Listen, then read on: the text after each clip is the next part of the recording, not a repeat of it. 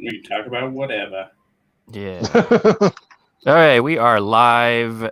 We have some awesome folks in the house today. We got Mr. Faithfully Bearded. Thank you for coming in, Tyson. We got, of course, my buddy Bearded Life Joe. And then notice we got a new dude over here, Purposely Bearded, Tevin. How are you doing? How are you guys doing today? How was your Friday? How was your week? My Friday was, this was the best day of the week so far. I wasn't in the house all day long, so that was a plus. I had to go to the store and do a few other things, so I actually got out the door for a little while. Of course, I had to do it in essentially a quarantine outfit, which is not fun, but at least I was outdoors for a little while. The week, I fell down some stairs. I cut my finger off. All kinds of good fun. I should have just stayed in the bubble for the week.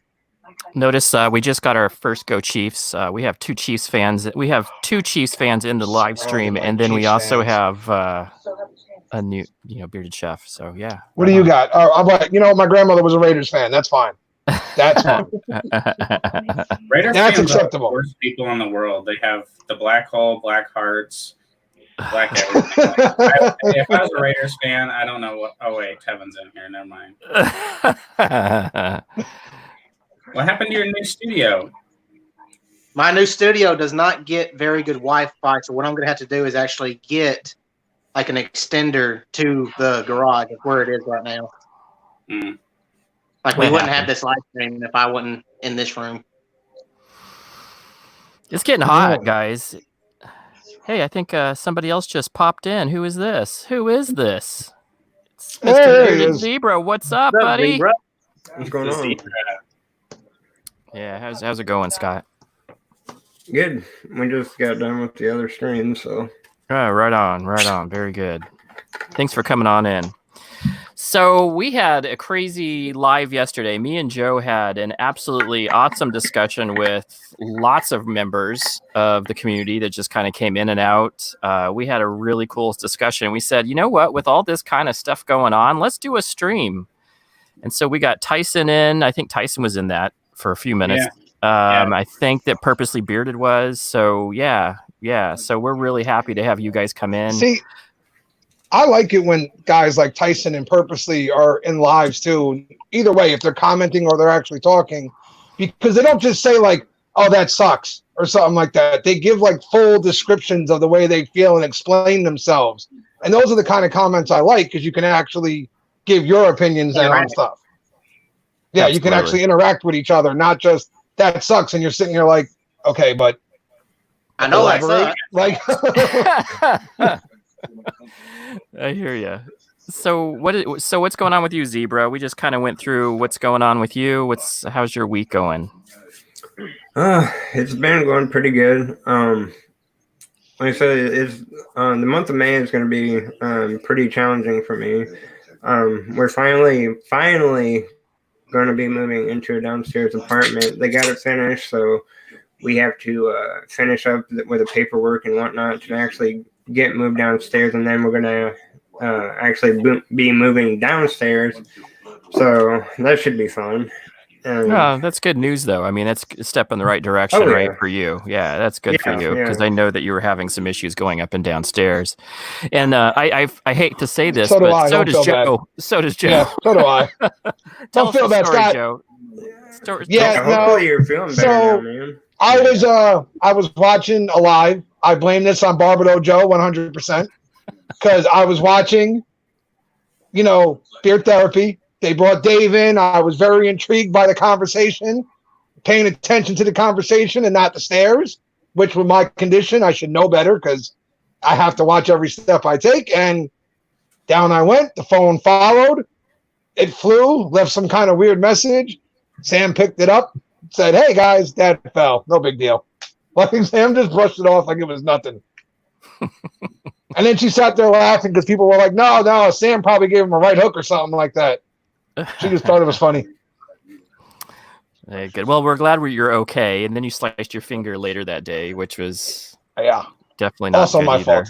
Also my fault. I just had a rough Tuesday. Yeah, it sounds like it he got wasn't out a of good Tuesday. Yeah, he got out of It was not a Tuesday. good day. By the time we got to like 12:01, I was like, "Oh, I survived. Okay, cool. New day, reset. We're cool." Yeah, that's good to hear, man. That's good to hear. I'm glad you're doing okay. We had a really good stream. Was that Thursday or what? That's Thursday. Yeah, yesterday. Yep. So we had a good IG stream, and so I would love to bring some of that, whatever anybody's feeling, come into the chats. Ask us anything. We are up for any discussion tonight. We are just interested in hearing feedback from you. We know that there's a lot of tension Really, out there Chef? right now. So what did Chef say? Black-eyed Joe. Joe fell down 30 flights of stairs. What is it with you guys? I don't understand. You guys must walk like 3 steps and think it's a lot, because my stairs aren't that crazy. Like, it's not like I'm on the stairs for hours. Cotton Eye Joe stuck in my head. Thanks, guys. And now it's not going to leave. You know that song never leaves. That's the reason why it was a hit. That's all good. So what's going on with you, Tyson? I saw your really awesome video, and I think that I can speak for many of us, and we are fully supporting whatever's going on in your life, buddy.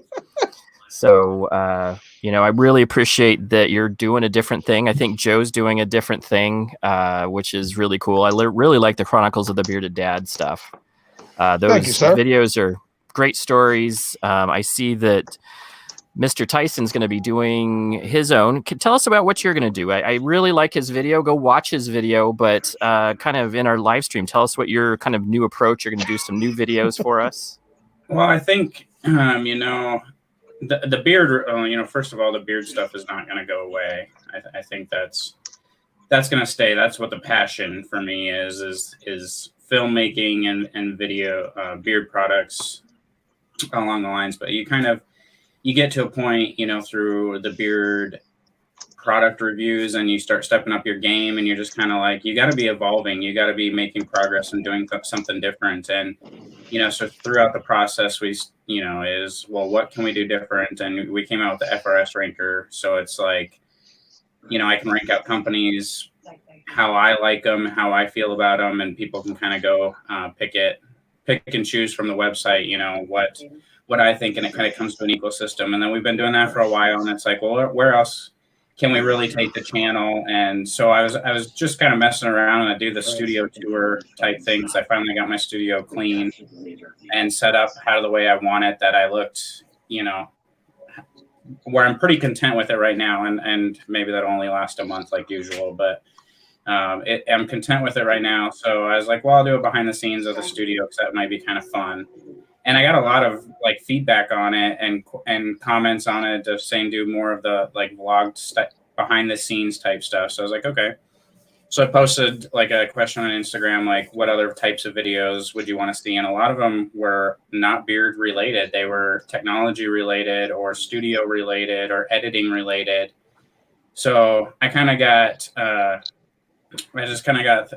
thinking, with everything that's going through life, with the divorce, being a single dad, a stay-at-home kid, working from home, COVID, trying to run a beard review channel, full-time job, like just everything all in place, to kind of give people a perspective of who the person is. Because I think a lot of times, no matter who we are in making, you shouldn't have asked me a question because I can talk all day, but no matter who we are in making content, what you see is what we edit and what we put out. You don't really get to see the true person, what the person goes through. You get to see a 5-minute video that maybe took that person half a day to create and put up onto YouTube, and you get 5 minutes of watching it, and you get to see that person talking all excited because we're passionate about the monster that we're talking about, or whatever we're talking about. We're passionate about it. So things seem great, but you don't really know what goes on in that person's head or behind the scenes. And, the big thing for me is, editing takes a long time, and then a lot of uploading, downloading. And, in between that, you got a kid running in needing help with homework. And then you got a work phone call that needs to be taken, or you got Instagram going off like crazy, and just all the distractions and things that can come into it. And then your computer crashes in the middle of editing or something like that. So it's like a lot of those things. I don't know that a lot of people understand or realize what goes into it, or the frustrations or the stress or just anything like that. They just see that 5-minute video and how we are on camera. And I really want to break down those walls of seeing what's put out on camera as who that person is, and realize that there's a ton more behind what is being put out on film. And I think we all try to be exactly who we are on film and in real life, but you still don't really get to see that in a video that we edit. You can see it more on a live stream where we get an opportunity to conversate and go back and forth. But what people actually go through. And then I kind of thought, going through the process of, I've been a single dad before, and then going through the process of a divorce, it's like, why not just kind of vlog it as like a day in the life type of situation, and kind of vlog the process and really let people go through the emotional journey with me. And, definitely no sympathy wanted. I've gotten a lot of text messages from that video, and I'm kind of like, okay, that came across definitely not how I wanted it to come across. Right. Because I just wanted people to know like what was going on, but at the same time, not get a bunch of sympathy, because I don't really care about any of that stuff. But more so just to find out, we never really knew a ton about Joe and his background until he really started doing the Chronicles, right? Right. And so we don't really know about anybody that's out here that we might see 3-4 times a week, unless we really take the opportunity to get to know those people. And for me, myself, I'm an introvert. I'm not an extroverted person. Like, you got that beer guy, Kansas City Dave. He'll go out and he'll talk to anybody that he could possibly make friends with or talk to, and he can become friends with them. I don't randomly message people, because I'm a quiet, shy, bad guy. So it's like, if you message me, I'll talk to you, but I'm awful at keeping relationships going. I'm horrible at it. So for me, it's kind of like, maybe people will get to see who I really am as a person, and what I can bring just by conversations. I'm deeply intellectual, and I love stimulating conversations, but I don't necessarily induce them with people. I just kind of sit back and go about my life because it's busy, and if people talk to me, I'm more than happy to conversate. So I just thought it'd be kind of fun, and Joe's been doing it, and you can really see the passion in the Chronicle series and the emotion, and that's something as a Christian man that we pride ourselves on is emotions, transparency, and being vulnerable. I think it's extremely manly to be vulnerable and not care what people think. And so that's kind of where that's going with that. But I mean, not even that much is, I love technology. I love editing and all that stuff. So if I can help somebody learn how to edit something faster, and show them a trick or tip or anything like that, like that makes my day, like just being able to reach out to somebody and be like, hey, try this, or they reach out to me seeking advice and I can give them an answer and it works. Like, that's more rewarding than putting out a YouTube video and getting 1,000 views, in my opinion. Well, that's awesome. And, I think the one thing that I've noticed is that Joe's are amazing. Somebody just disappeared. Did Joe just disappear on us? Joe just disappeared. I think his phone crashed or something. Yeah. He was kind of locking up and he disappeared. Yeah, I saw that. So I know that for a lot of us, and I think we can speak for reviewers that I've been doing this, maybe just the review stuff that I've really decided to get into this was the last 6 months. And I think that's what I started trying to do, a little different things. And mine are just like positive motivation, self-development stuff that I know, because I teach meditation. I teach this stuff to other people. So I knew that that's something that I had a talent for. The biggest, hardest thing that I think that people do not understand is that how this videography is a different beast. It's not just, we can see you now. He gonna be going again. Yeah, I think sometimes it happens. But yeah, I was thinking about that earlier, is that that's something that I have as a talent, or something that I do, but it definitely is harder to translate into videos. That's the hardest thing that I've run into. When I have an audience of, 15, 20 meditators sitting in front of me, it's a lot different than an audience of a camera. Which I think everybody can kind of, see, Can hear you. Are you back in, Joe? Or you good? I think so. I don't know. We've been having issues with our internet and stuff all day long, so I got a feeling I could be in trouble for most of the night here, unless I try just kicking off the Wi-Fi and just going off the mobile data. Like, I don't know. Yeah, sometimes you have to do that. Do you see this Mr. Cookie Face guy? What did he say? I've seen him in like 3 live streams now. Oh my gosh, it's so funny. What does he say? He's like talking to Mr. Pizza Face.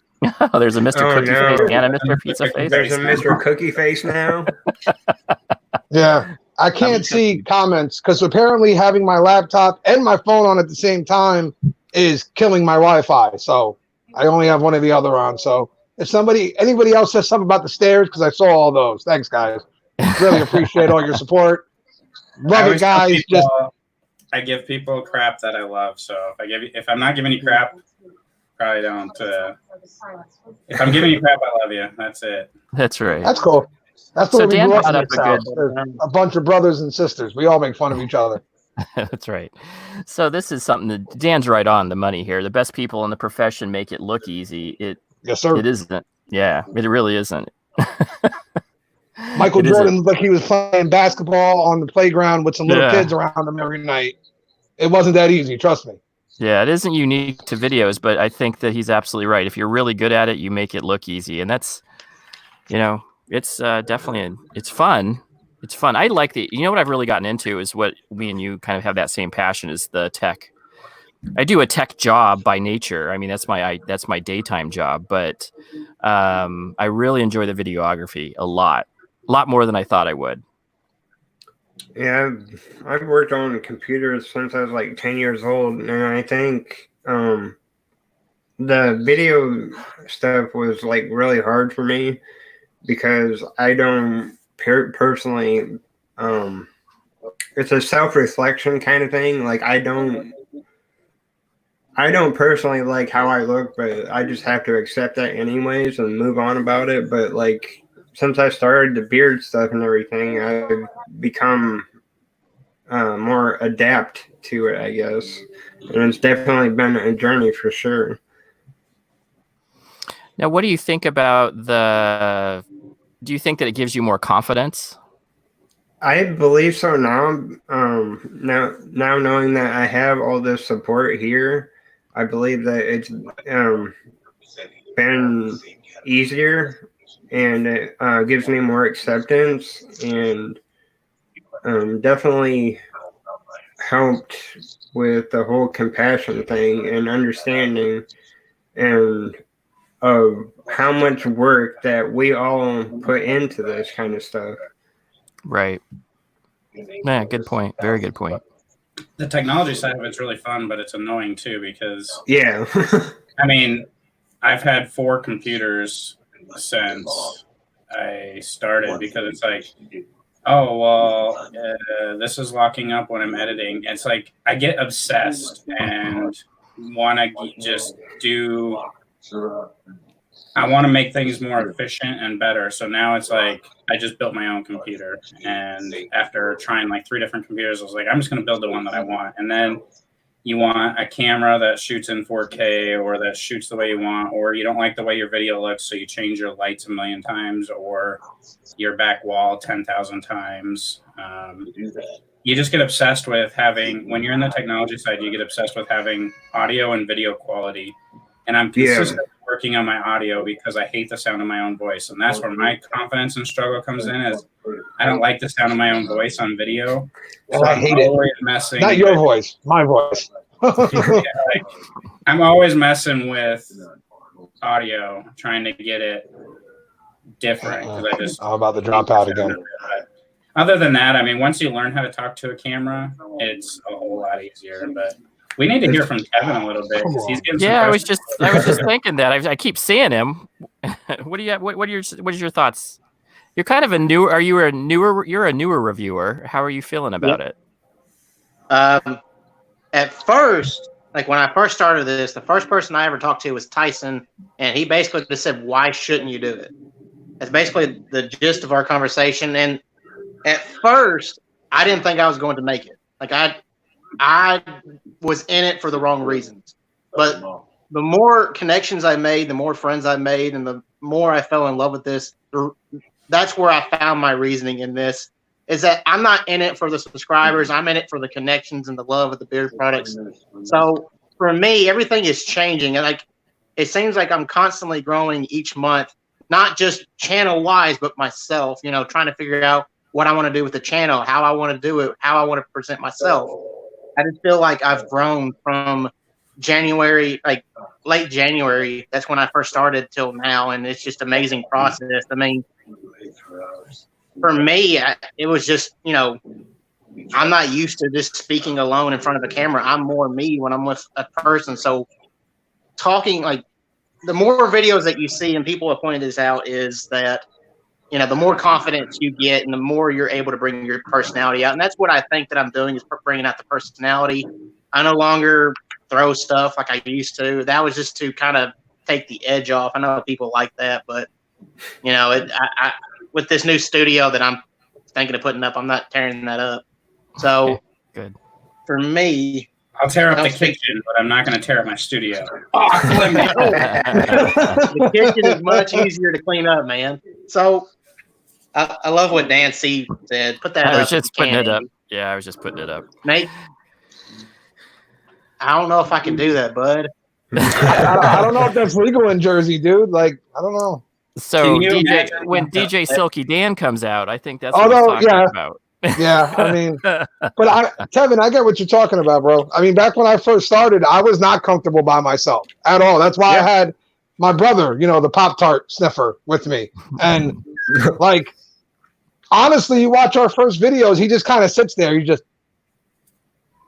But he was kind of there for confidence purposes. Like, I just felt better having somebody else in the room with me. Now he's gotten more confident. Obviously, he says things like he smells like a pirate bar or smells like a Pop-Tart and stuff like that. And I've gotten much more comfortable and confident in the community and such now. But you're right. In the beginning, it's weird. It's just you and a camera, and it's amazing how intimidating that camera can be. I'm still waiting for Bam to make that picture for you, and so you can put it up behind you. Camera in its underwear. Look at Adam. So he says. So Adam says, thinking of confidence, he's talking about the camera in your underwear. Imagine the camera in his underwear. So, you know, taking that whole I can't edge imagine off. the camera with underwear on. Like, I don't know how I'd touch the buttons. I just What kind of underwear are we talking about here? Are we talking about my underwear or like somebody else's underwear? Well, if the camera had underwear to wear, hopefully it would be a good pair of underwear that you'd. It's always the first minute of awkward silence is what that first minute awkward silence. No, of that's being on a live or a video. yes. When you go live on Instagram, that first few minutes while you're waiting for them to send the, you know, your live thing up, and you're just sitting there staring at your phone, like, anybody coming in? Please, somebody Hello? come in. Hello. Please, somebody. Please, let's get one in here. Somebody. So I always ask Joe, because I'm just like, I don't want to sit here by myself, and I know at least I'll have one. And I have no life, so I always say yes. And I'm like, yeah, sure. I'm always happy. I'm always happy to do it. I'm always like, because that's the reason. Honestly, that's the exact same. That's the reason why I asked Caden to help me out. He's really good in front of camera. Believe me. I don't know. He just does it. He says funny things, and I always am floored by what he says. But that all comes naturally. I have this weird feeling we might be losing Sammy Cakes a little bit, maybe. She came up to me today, and apparently one of her friends saw a video of her, and the whole community's in it calling her Sammy Cakes and all that stuff. And now her friends used it to kind of make fun of her a little bit. They're like, oh, hey, Sammy Cakes, hey, this and that. And so now she's like, oh, I don't know, Dad. I don't want my friends to keep making fun of me. I told her to just go knock one of them upside of the head real quick. They'll stop talking. But that, you know, that's my dad advice for the day. See, I love when Aubrey joins me on the camera, but then I don't because she's just as bad as me. So it's like, can you? Yeah, isn't that rough? So I can talk. I want to talk too. Yeah, it's rough, dude. You're like, Sam, give Daddy like, you know, it's a 10-minute video. Give me like 30 seconds of airtime at least. You know, come on, let me have something. And let's not tell these beard companies that they all stink. You know, like She smells them all, and she's like, makes a face, and is like, okay, well, no, this one's not Play-Doh. I'm sorry. so Caden, one time I was opening up a box from one of, and we were just doing these unboxings through IG Live, and he said one smelled like ointment. I go, you can't tell people it smells like ointment, buddy. Well, I mean, Ointment's not like, well, that's what it smells like. And I'm if like, it smells like ointment, I mean, he's just being honest then. Like, he was, and I'm like, oh, that's right. Yeah, it's honest, but we don't want to say that right out of the bat. It can't be any worse than my brother saying, you know that smell when you walk into a pirate bar? That good old-fashioned pirate smell. First of all, I never met a pirate, but I can't assume back in those times, crammed on those ships, no showers, no nothing like that, that they smell good. That's not going to be my assumption here, okay? The cool part of the kid is, like, Aubrey can tell beard companies that their stuff stinks and it smells like Play-Doh. Nothing happens. I tell a beard company that that their scent smells like a grandma's perfume covered in cigarettes, and they threaten to sue me. I mean, they tell me I run their company, and they're threatening to sue me. Like, it is, you know. I think next time I find a scent that stinks, you just have Aubrey say it, you know? Just, you come on here and tell them it smells like grandma that's been smoking too much. That is so true. I think we've all had, I've been really delicate about knowing, you know, I let Caden kind of go and say whatever he needs to, but I definitely am delicate around knowing that there is a way of telling people that their products are not that good.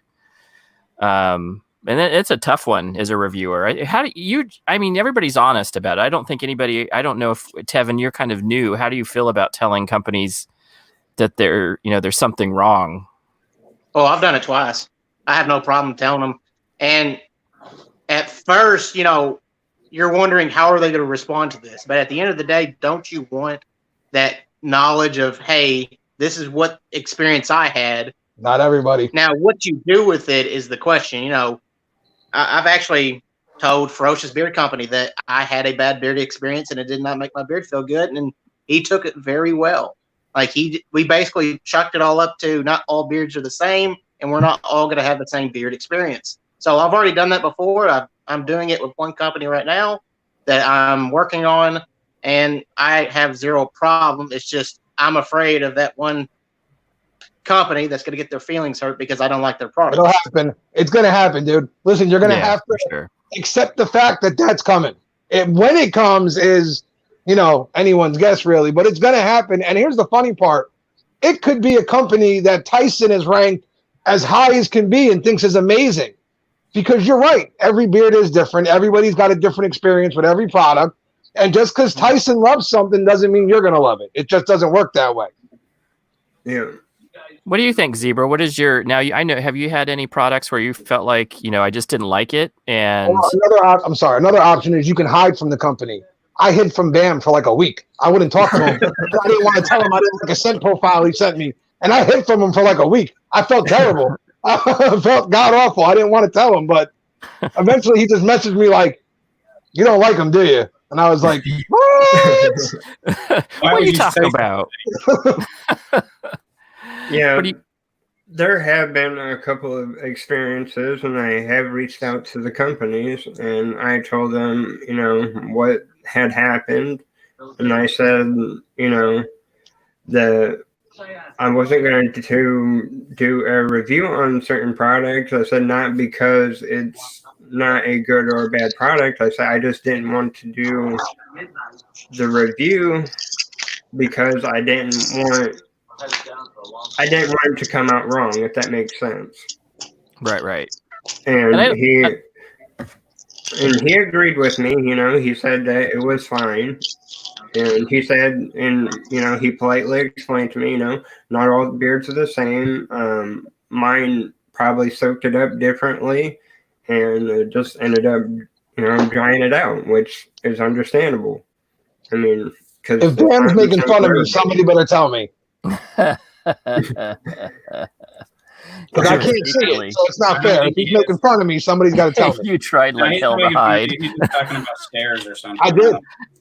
You tried like hell to hell is what Bam said. I did, dude. I did. I listen. Bam is like family. Bam is family. Period. He Okay. is, he is. He's a good guy. So when he's like, "Oh, I'm sending you over 3 testers to check out. Let me know what you think," and I'm like, "Oh man, I don't like any of them." I'm like, "What do I do?" I don't want to tell Bam I don't like him, but eventually I just had to come clean. And then he was like, "Does Sam like him?" And I was like, "No." I was like, "I'm sorry, dude. I want something good to tell you, but I got nothing here." I'm like, "I still love your stuff. I just don't like these profiles, unfortunately." And you know what? Send profiles are so subjective. Like, he could have sent them all to Purposely, and he could have loved every one of them. Like, it's just a total different game when it comes to that stuff. So this is a good question. Do you guys use Biotin? It's a good question right there. I did until I couldn't afford it anymore. Who uses Biotin? I've used it, and I will use it off and on, but I haven't had to I don't feel like I need it. I had it in a product that I recently reviewed. I felt it was okay. I use biotin every day, but I have for years, like even before the beard world. Like I've used it in the fitness world and everything else. So it's just been a vitamin or a supplement of choice for years for me. So okay. Yeah, that's cool. That's cool. And that's exactly, I take a good, healthy, like a multivitamin, and I feel like I do that because I don't want to spend a lot of money on biotin and something else. You know, I used to do the workout stuff in my 30s, and I took all of that creatine. I was taking, all the stuff to help build muscles. And yeah, that was really expensive, actually. Yeah, I can't see you at a gym. I can't. Fitness, spending $400 a month on supplements, and finally I got sick of that. I was just like, man, you can get supplements through food for the most. You can get. Can anybody else see like practitioner at the gym after he just took his creatine and stuff, pumping iron, getting? I can't. No, he'd be. How's your day? So I tell people that, and I think that how old are you, Tyson? Are you in your 40s, 30s, late 30s? Damn, man, why'd you 40s? Start high? I don't know where you're at. I know that I hit my 40s, and I totally slowed down, and my patience started really sinking in my 40s because really, I got 6 kids, man. I got 6 kids. Yeah, I have 6 kids. My life would be crazy if I just went stressed out all the time. 6 kids. I have now 4 grandkids. My life is always bouncing. And if you were to go and react to all that all the time, you'd be nuts. I want to know if Tyson's like 50 right now because he's going to make me feel terrible. Because he looks like he's like 20. Yeah, before I grew my beard out, I actually have a picture I can show you guys. I got 22, 23 all the time, and I was like 31, 32. But I'm 34 right now. Nothing wrong with that. I'm my age right now, I think, with a longer beard than I did with a shave. All right, I feel a little bit better now. I'm older than him. I'm supposed to look older than him then. That's fine. So he's still a young one, yeah. Yeah, I'm always like the oldest guy in the room because I'm like in my mid 40s. And see, I think my wife thinks I've done a midlife crisis. That's why I'm doing all this beard growth and all the crazy meditation stuff. There's better stuff than beard stuff for midlife crisis, like Lamborghinis and stuff like that. I don't know if the beard world is your midlife crisis one. There's a bunch of old guys in here, and we're all lazy and we like beard stuff. Like. Well, I think she thinks that the videography, I mean, I get into it and I become like, I'm totally in. I'm not just like one of those part in people. I'm like all in if I'm in to anything that I do. So I don't know if you guys are like that too, but I'm totally, I'm not going to test the waters. I'm just going to jump on in and let's see how what? They're all pointing at me. They're like, this guy is all laying all over. Like, yeah, when this guy changes the video like every single week. Dude, listen. It's like I'm 100% in. If you have the ability to do stuff like that, like I can't fault Tyson for changing the studio and having that huge beard wall with all those products, because if I had the ability to do those things, everything here would be like that right now. Like I'd have gone absolutely nuts with it. So the fact that he can do it, I just think it's awesome every time I see it. I'm like, dude, it's insane to see that wall. Like it's just crazy to me. I'm waiting for Tyson to build a throne of beard oils and him to sit. You just gave him an idea. Now you just gave him an idea. I thought his new studio kind of had that whole vibe going, like he was going to do a Game of Thrones thing. Is that like I'll seriously like take all the bombs that I have and start building a throne. Like, there you go. Notice how he said the bombs. He ain't sacrificing his oils, but the bombs. Yeah. He's all right You with can that stick one. it on some bombs. No, I'm just exactly like that. I'm like, I'm not into a million things. I'm into one thing. And when I got into videography and bearding, it was like, I'm all into videography and bearding, and it's my life. Like, I wake up, I come sit in the studio, I do my Bible study, and then I start researching YouTube. I start writing down video ideas. I start taking notes, and then Aubrey gets up. Like, this will all be in the videos and stuff, but then just go about my day and work. But YouTube videos always in my mind, always trying to talk with beard companies and friends in the community, even though I'm bad at relations. And then it's like when workday can be done, I'm messing with my computer of how I can get my videos to export quicker, or I'm reading blogs on video settings and filmography techniques and trying to master my B-roll. Or, I don't even know how many tripods I have because I'm also a neat freak. So I hate having tripods sitting all over my studio. I want it open and clean. Isn't that annoying? So if you bought, you have you're shooting with a Sony A6400, right? No, I'm shooting with a Canon EOS R. That's my main camera. That's what I'm using as my webcam right now, as a Canon. But this is my second Canon. And then today I just picked up a Sony A61 6100 because it's 4K. Cool. Anybody else feel like so it's bad smaller right for the vlogging, and then I can use it for my B-roll. Yeah, so that's what I've been looking at. So I shoot with you guys shoot with cell phones, which is fine. Anybody who shoots I don't have a choice. Phone so has a phone. I'll be honest with you, I know so many people that do iPhones. So this is, and they work good. They look good. They do. The new phones have 4K. They shoot right. Well, there was have you seen, I can't remember who it was. There was some guy that had a competition between an iPhone and a Red. Yeah. And Red is a totally expensive camera. He just put a gimbal on it, and he was able to take that same, some of the same really nice smooth B-roll stuff that looks so nice when you start putting it into film and vlogs. So yeah, that's what kind of gets you going and then these lenses are like that. It's like a small car. Really, it's a small car to go start purchasing. Just start purchasing. It's like, wait a minute. Time out. Listen, that statement's dangerous, sir. Don't tell me to just start purchasing. I'm on limited income over here, okay? I know. I start purchasing, I'm going to be broke tomorrow. I'm broke now. Well, I think that I started buying lenses, and that's when you start getting into like, that's the dangerous part. Right. Lenses are dangerous because you can spend $5,000 on a lens. Yep, easily. So for anybody that shoots on their phone, like a lot of comments are like, I shoot from my phone or I don't have a lot of money and stuff. There's a guy out there. His channel name is D Nimmin, and he's Nick Nimmin's brother. Nick Nimmin's really good in the YouTube world and video creator world. Well, his brother is D Nimmin, and his whole channel is dedicated to creating content from a cell phone.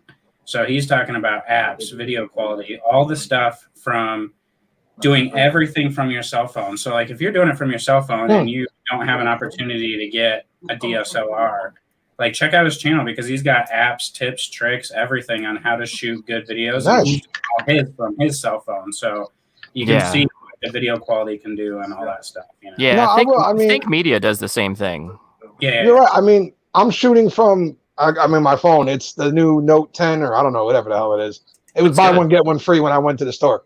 But you're right. I'm sure there's apps out there and stuff like that could probably help my videos. I just don't know about them, really. And then when you go search for stuff, there's a listing of 8 million apps. I don't know which one's good and which one's a total ripoff or whatever. I have no idea, bro.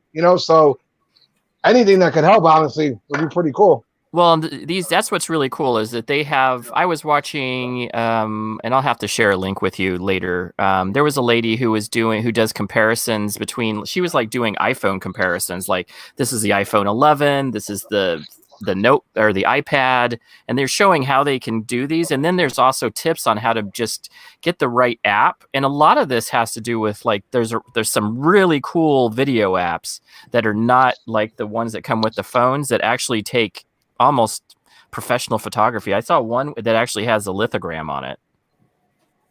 Yeah, and you can get like Adobe products, like the Adobe product suite on your phone. Yeah, it costs money, but I mean, there's Snapseed, which is a good app for photo and editing. There's a ton of different apps that you can get. And I know like Dan does a lot of his stuff, like thumbnails and all that stuff from his phone. So he's a good resource for Samsung stuff. So is Swag. He does Samsung stuff. I started on my iPhone, like my first videos were from there, but like I said, I have that obsessive wanting the best quality personality. So I was like, all right, if I'm going to keep doing this, I need a computer and a camera. And it was just like, yep, I like doing it. I'm going all in. And I mean, now I'm all in all over the place with this filming stuff, you know, and it's so fun though. It's so fun. I just picked up the M50. So that's a mirrorless. It's like the entry level. Me too. Yeah, I really like the M50. I just about bought that today. It was the M50 or the Canon 6100 or the Sony 6100. But the other one shoots in 4K and has autofocus. Yeah, I know. I was like, oh, well, the Sony has the in-lens auto stability. And I was like, well, if I'm going to vlog a little bit more, it's nice to have that stability in there. And so that's the only reason I bought that one. But it's going to be interesting to see mixing Canon and Sony footage and getting used to two different cameras.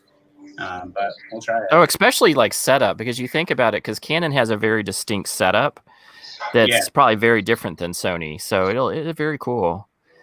Now, what I really want to buy is like Canon just came out with the 5D. What is it? The D5. Canon's coming out with a whole slew of cameras this year, including the new EOS R that is uncropped 8K.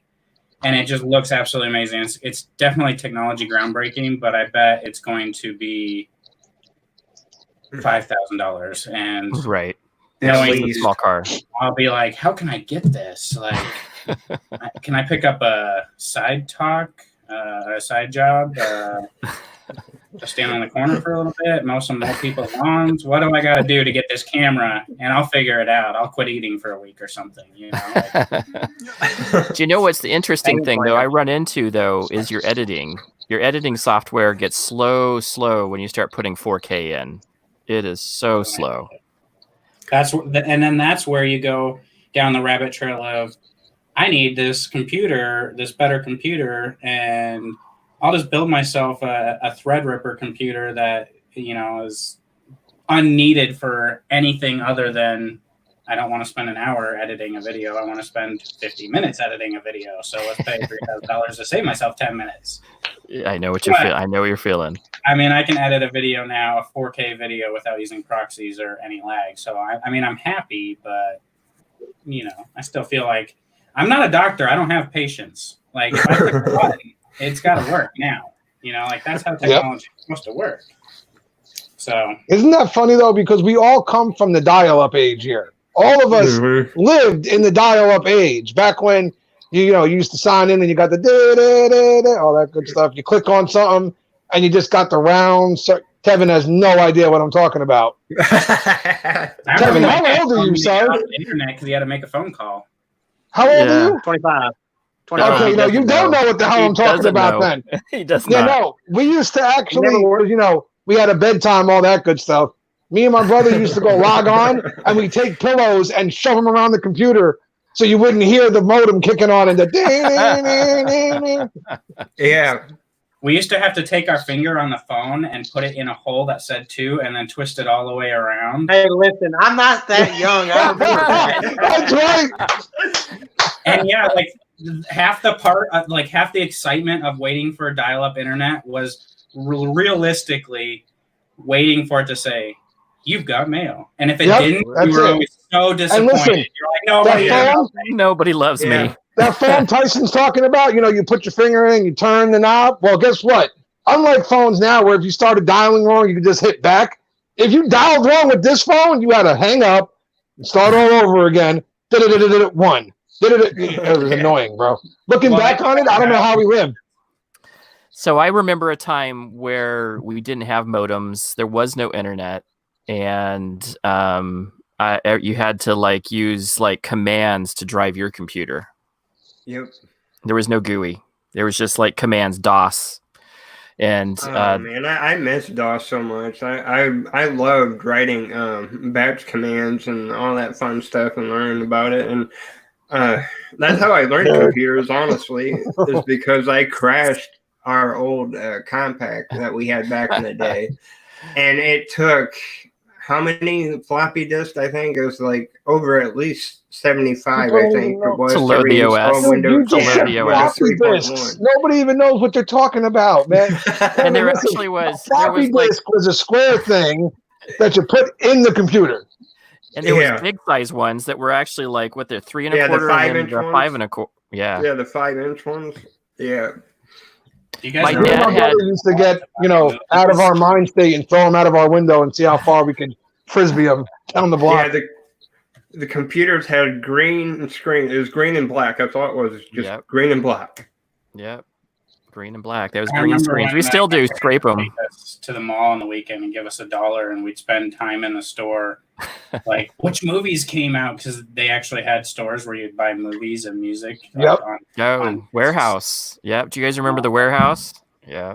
Yeah. Kevin, like you FYI? went to the store to buy this stuff. FYE. Yeah. Oh man, That was that good. reminds You me. know what? I remember the days Any where PlayStation gamers? didn't have a number after it. It was just Any PlayStation. gamers? Anybody remember Funko Land? Yeah. Oh, love Atari. Funko Land. Atari. I had everything, dude. I have nothing now. It breaks my heart, but I had everything. Talking about technology and movies and stuff, man. I cannot. I still cannot stop laughing when I remember my dad when he first got a DVD Sam player. Yep. He asked me. He said, "How do you rewind a DVD after it's done playing?" I just could not stop laughing. But listen, that's a legitimate question for that generation Yeah. because you always had to rewind the tape. You couldn't just hit stop on the tape, pop it out, throw it in the box, and then the next time you threw it in, it was back at the beginning. You had to rewind it. So Jeff has a good point. Blockbuster, Dekind, rewind, all that good stuff. Yeah. So Jeff has a good point. So back in the day, this was how you used to have a tape recorder back next to your computer, and it would play your applications. So it was like all like 4-bit, 8-bit, and you would have to play. You'd have to stop at a certain or start at a certain space in the tape, like a cassette tape, and it would play the digital media into the computer, and then you could play whatever it was that you were playing. That was back in like Commodore 64 land. It's like craziness. Those things You guys are too expensive, young for too. that. You guys, I was like 10 when that happened, so I know Those you guys things are weren't even born expensive yet. too. What, Wait a minute, Commodores? how old are you, Crack? How old are you? I'm 46. Almost, I'll be 47 this You year. were 10? I was I 10. remember. So I then remember the I old was mainframe. just born, sir. Thank you Yeah. very much. Yeah, some I of you guys remember weren't the even a old thought. mainframes with the little film reel things on it. Yep, my entire operations center that I work in that no longer we used to do tape backup. Yeah, absolutely. That actually wasn't that didn't go away completely up until like in the last 10 years. So about 10 years ago, tape backup, tape media finally just went away from data centers. Yeah, now it's all cloud-based servers now. Yeah, actually that's one of our company's big things is that we're doing cloud AWS. So yeah, very My cool uncle stuff. hates the cloud. My uncle thinks the cloud is evil. He doesn't understand it. Where does this stuff go? What do you mean it's in the cloud? It makes no sense to him. He gets Somebody very else's data angry when center. you tell him you don't have to back it up. It's on the cloud. It's safe. It ever gets deleted, it's there. He's like, what do you mean it's there? It's where? It's on somebody else's system. Why isn't it on mine? And he's just very angry. He doesn't like the cloud. And he thinks the cloud is the beginning of Skynet from Terminator. Okay? He's convinced of it. He would be right. He would be right. Machine learning is a real thing. That's my only issue with the cloud is like somebody else has all your information. Dude, somebody else has all your information, whether you give it to them or not. Well, true, but I mean, I don't want to give it to them willingly, though. But Do you have a cell phone? Yep. I was Yeah. about to say. Yep. Yeah. That cell phone, they got it. Yep. Yeah. That's it, dude. Data's always on, so Yeah. So I'm just gonna say this, that there's things that I used to work in InfoSec, so Yeah. I know a lot of things about computers that and how they can track you. It's just a matter. You're tracked everywhere you go. There's no. I'll say I worked in college for a network system administration, so I know how this crap works. Yeah, absolutely. Chris's comment's funny. I remember a time when I could go to the store without a face mask. You remember those good old days? I remember a time wearing a face mask outside the house, and people thought you were a robber or. Thank you. Now it's like you're I'll not tell you- wearing a mask. Get away from Do me. you remember, Tyson? You might remember these. What the hell was it called? You know the face mask they used to make. Okay, when we were in school, they had the mask that you wore for nighttime or for when it was cold out. The hell was the name of the company? They made those big ass coats too for the winter time. North Face, thank you. North Face made those face masks for a while, and they were real popular, especially in the area I lived in. But if we wore one of those into a store, we almost got the cops called on us like instantly. Yeah. Now it's like, dude, you can wear whatever you want. Throw on a Now you can bandana, wear a face whatever. mask and gloves when you go to the bank. I mean, Remember you better Game be a Boy. bank robber Brother when Jay, you go in the bank. I loved Game Boy, brother. Like Pokemon on Game Boy. I know that makes me sound horrible, but I don't care, man. I love the Pokemon games on Game Boy. They were awesome. I say I'm a huge Pokemon nerd, so I mean, I won't go that far, but I like the games. See, I can't play video games. If I play video games, then I get into like Call of Duty, and then it becomes into like, I need an 8K TV. I need the best PlayStation or Xbox that there is. I need a wireless controller, the best headset. And then I get addicted, and I literally will spend all day ranking myself up because I need to be the highest rank in the room and the best player. And then I got to have the best ADR, and it just gets obsessive. So that's where I'm like, I'm just going to stay with the beard stuff and the videography. because At least keeps you like out of in reality a little bit, right? Companies, you know, when you drop some This is money, reality. other guys. Somewhat. I don't know if y'all can see this tattoo. You probably can't make it out very good right now, but it's the Wild Orc shield because I used to play World of Warcraft so much. I'm a WoW veteran, and that game took up so much money and time, everything. And I was even a raid leader. I was a guild leader. And I was just on top of everything, and then it's just N64. Yep. Yep.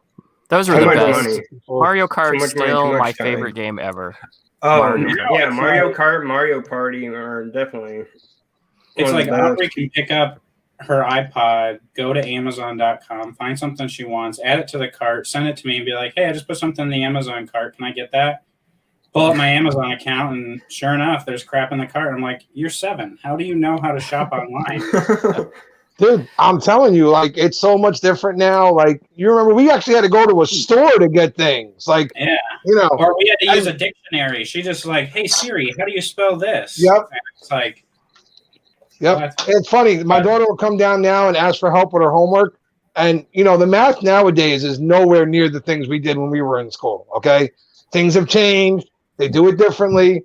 So Sam will bring it down to me and she'll be like, "Dad, how do you do this?" And I'm like, "Sam, you have a phone, right?" And she's like, "Yeah, why?" I'm like, "'Cause watch. Hey, Siri. Hey, Alexa, how do you do this?" I'm like, "You could have done the same thing upstairs. Go. I don't know what I'm doing. Take the phone and go." The world we're getting into, right? Like, I go to bed at night and I'm just like, "Hey, Alexa, turn the lights off," you know, and she turns the lights off in the house. Like, it's just kind of like we've gotten to the lazy world, and, you know, we have programmable coffee makers. So coffee's ready for us when we wake up, and Wally's coming on timers and all this type of stuff. It's like you're so advanced in some areas, but then it's like, why can't I tell my camera to record? I have to use this infrared button presser, that clicker that doesn't work very well. It's like, why can't we get cell phone batteries that last longer than 4 hours of YouTube streaming? But we can do all this other. I can order food from my phone right now and have it here in 20 minutes. Those things you're talking about are probably all out there. They just don't want to give it to us yet. That's exactly the truth. That's exactly what I was just thinking. Technology is always out there. Corona? Oh, did I just hit something? Yeah. I just started a topic we don't want to get into. Oh, man. I I had my discussion with my dad, and I don't. Did you guys see that today? Did some of you guys see that? He's a coot. Yeah. Oh, that was your dad? That's my dad. Dude, I was like, who is this crazy guy they got on here? I was kind of in and out of the stream. Like I had it playing on my phone and synced in my car, but I was like running errands. And so I was like, I'd go in and it would stop and I'd come out and it'd pick up like wherever you guys were at in the stream. And all I kept hearing, and I'm just like, I couldn't watch it to find out who it was. So I was just kind of listening for 5 minutes here, 5 minutes there, and I'm just like, this guy is nuts. Like, who is this guy?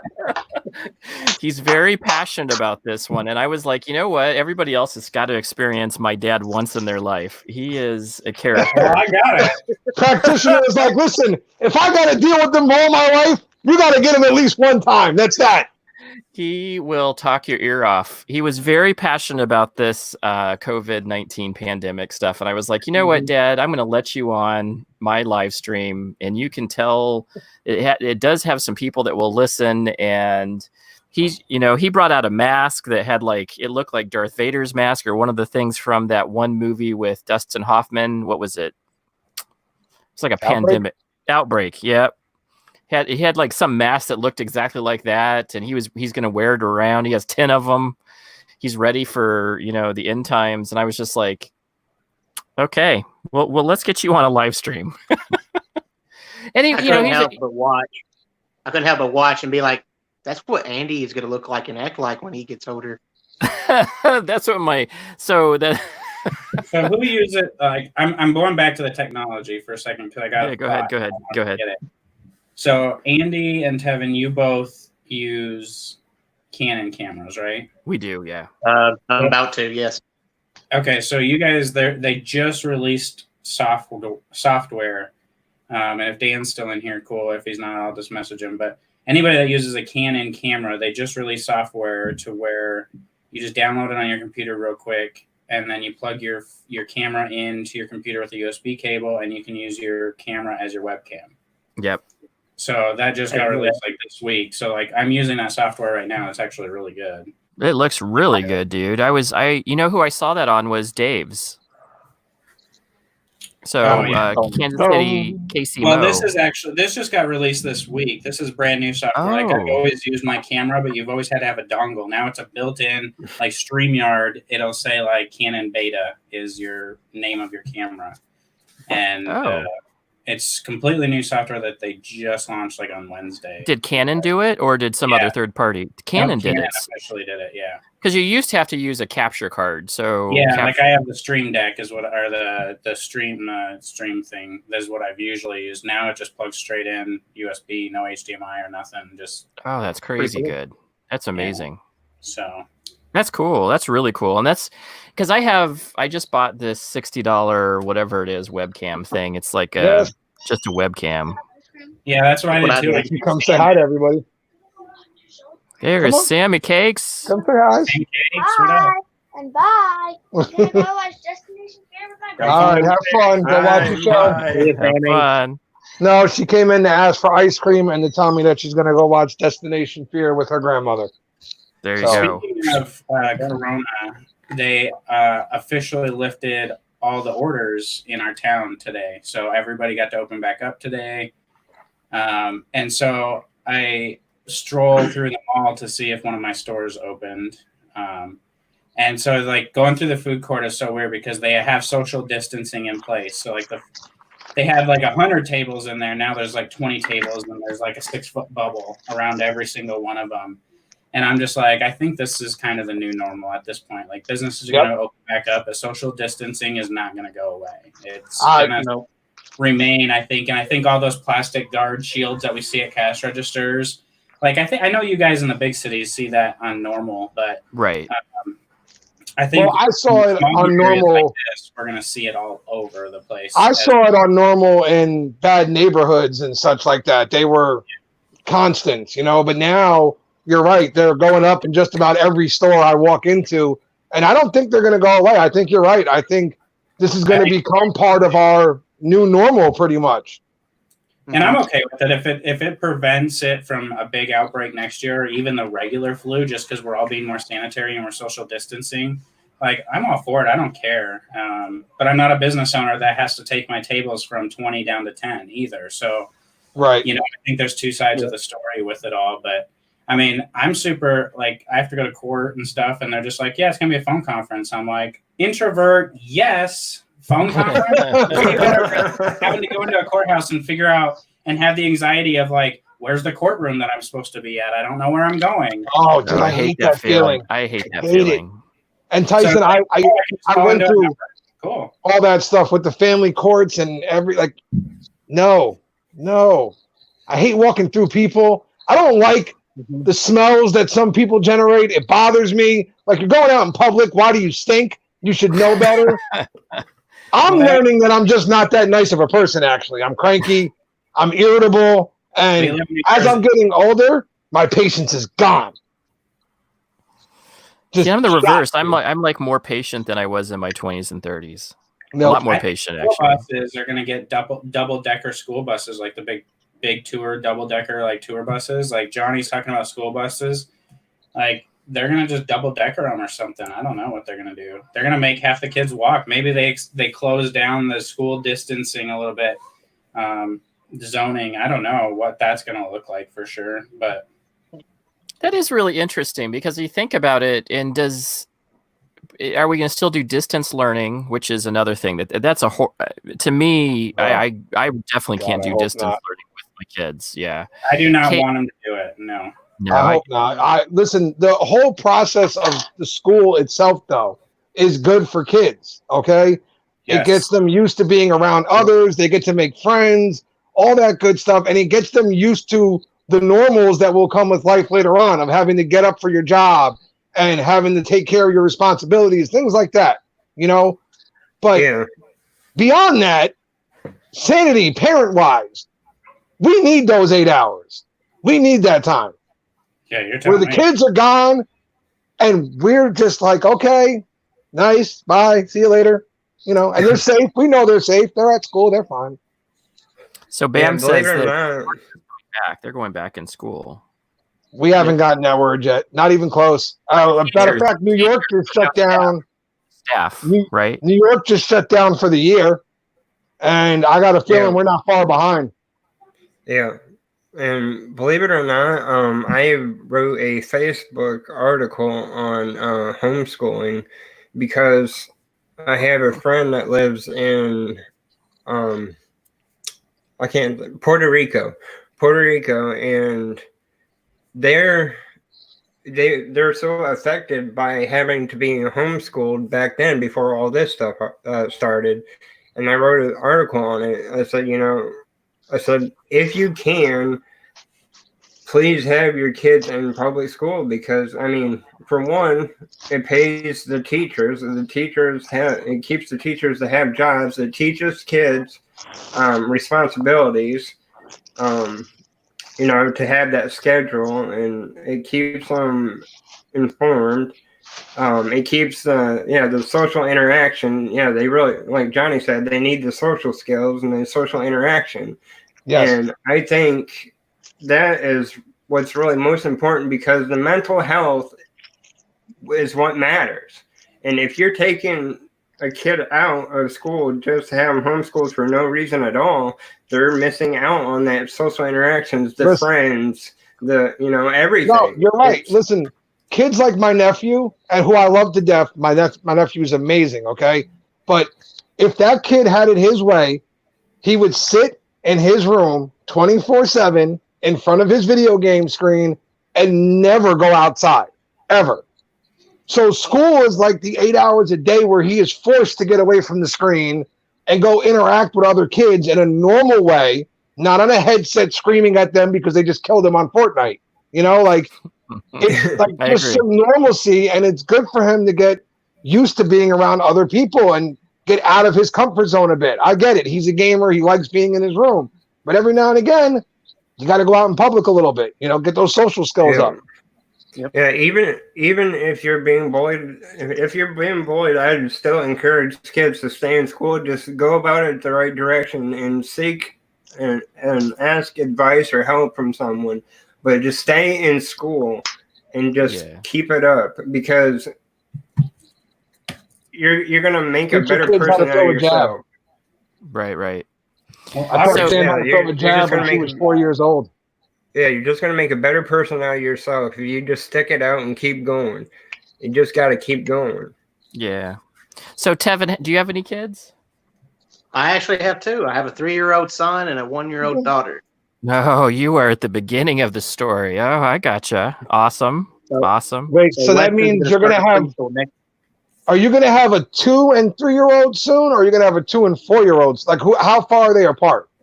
Is what I'm asking. Colin my 1-year-old just had a birthday, so Okay. she'll turn 1 next April, and then my son, he's born October, so he'll be 4 and starting preschool. Hopefully, next school year. Okay.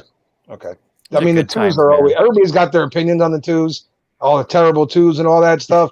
I had a lot of fun when Sam was 2 years old. I wish I could put her My back to son's 2 still right now. terrible. We talk about terrible 2s, terrible 3s, terrible 4s, and Terrible the teenage 5, years 6, and go. 7. Terrible and 20 something. teens. Yeah, that's what I have. I have the terrible 20s. Yeah. So Tevin, just to let you know, I have kids that are older than you. But Showing your they age do there, have Andy. what?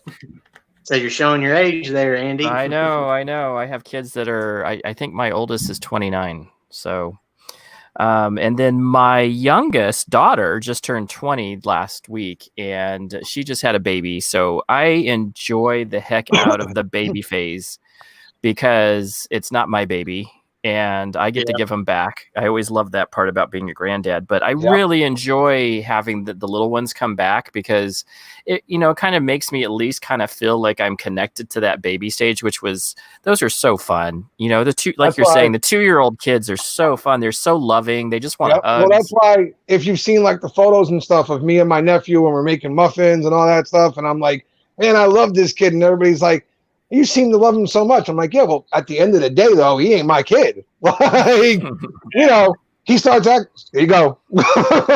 Exactly. I get to do all the fun stuff with him. I get to act like an idiot, have a good time, make a fool of myself, and everybody accepts it because I'm doing it with the little kid. So it's fine to make a fool of myself. That's and right. then hand him off to his parents, and off I go. Yeah, it's Yeah. like, I complain right now because I'm just like, man, Aubrey is getting 24/7. It's just like stressful, and you don't have a ton of positive things to say about it because you're just overwhelmed and stressed. Yeah. But Yep. with that being said, she's an amazing kid, so let me say that. But I have a buddy, I have a nephew or a niece, is turning 1, and so it's like I am like a baby dude all the way around. You put me around a baby, and it's like I'm rolling around the floor with them, trying to tickle them, make them laugh, and I turn into a complete fool. And everybody's like, "Oh, you're so good with kids. Like, why don't you have another kid?" Like, I can send this one home. Like, this poops his pants. I can just hand it to dad. Yeah, that's right. Crying and puking. Like, here you go. But if I can make it laugh, cool. So To- Tara to apparently follow- likes 4-legged kids. To follow up what Tyson said, though, he's right. That single dad world, it is, as much as we love our kids, there are moments throughout the week or throughout the day where we're sitting there going, oh, man. Oh, you know what? I'm going to go for a walk. I'm going to jog. I'm going to do anything right now. You just need to be away from me for the next 20 minutes or so. Because you Well, do. you You gotta just find have what those they don't- moments. What they don't want to be on your hip for, right? I'm the only thing that's been in Aubrey's life since day one. Like, the only consistent thing. And so it's like, she is mini me and she is me. Like, she is on my hip all the time. And it's like, all right, I got to go to the bathroom. Well, can I go with? Like, no, you ain't going to watch me poop. Like, come on. Give me a moment. Like, can I wipe my own butt? Like, it's okay. Seriously. And so it's like, I got to find things she doesn't like or want to do with me. And right now she's in a phase where she doesn't want to be outside because she's afraid of flies. So I'm like, perfect. Found my thing of if I need a moment, just go outside because she ain't going to follow me there. She'll follow me to take a picture, but she won't follow me to go outside. I understand. Like, because Sam, it's the same thing with me and Sam. I'm the only consistent she's ever had, is me. That's it. I'm the one who's been there from day one, the whole way through. So even now, as we've moved into the new house and everything, she needs to learn that, if daddy's door is closed, that knock thing is customary, not just bursting in. I'm like, Sam, one day you're going to come walking in and daddy's going to be like changing his underwear or something, and you're going to get to see my butt. Is that what you want out of life? Is that the image you want of your father? It shouldn't have to be in your mind that you got to be butt to door to change your underwear. You should Thank you. and change your underwear however you want. It don't work that way. It don't work that way, sir. We want it to work that way, but that's not how it works, my friend, unfortunately. Like, I have learned to, like, I have to lock the door when I go to the bathroom and in my own house. Like, come on. Like, why do I have to do that? I should be able to go to the bathroom without locking the door and take a shower. But on the other hand, like, I am so thankful because it could be a lot worse. She is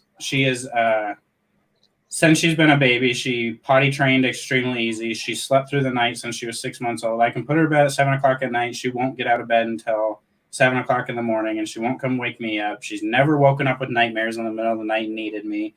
She's never wet the bed. She's never had fights going to bed. I mean, she's an amazing kid. She's got her downfalls where she will only eat macaroni and cheese, chicken nuggets, and french fries and vanilla ice cream, and it ticks me off. But that's it's not like a downfall, dude. That's like 90% of kids in America. Yeah.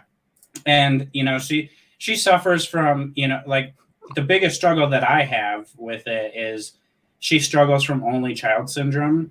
So when she goes to school or she gets in a social area, she gets overwhelmed by other people a lot because she's got the only child syndrome. She doesn't know how to communicate with other kids very well. Or if somebody says, "You're a poo-poo head," it destroys her heart because she's not used to that sibling rivalry. You know, she takes it to heart. Like, that person was mean to me, you know? And so she is a super introvert, and I think I'm introverted, but it's making it worse because I'm introverted. So we don't do a whole ton outside the house.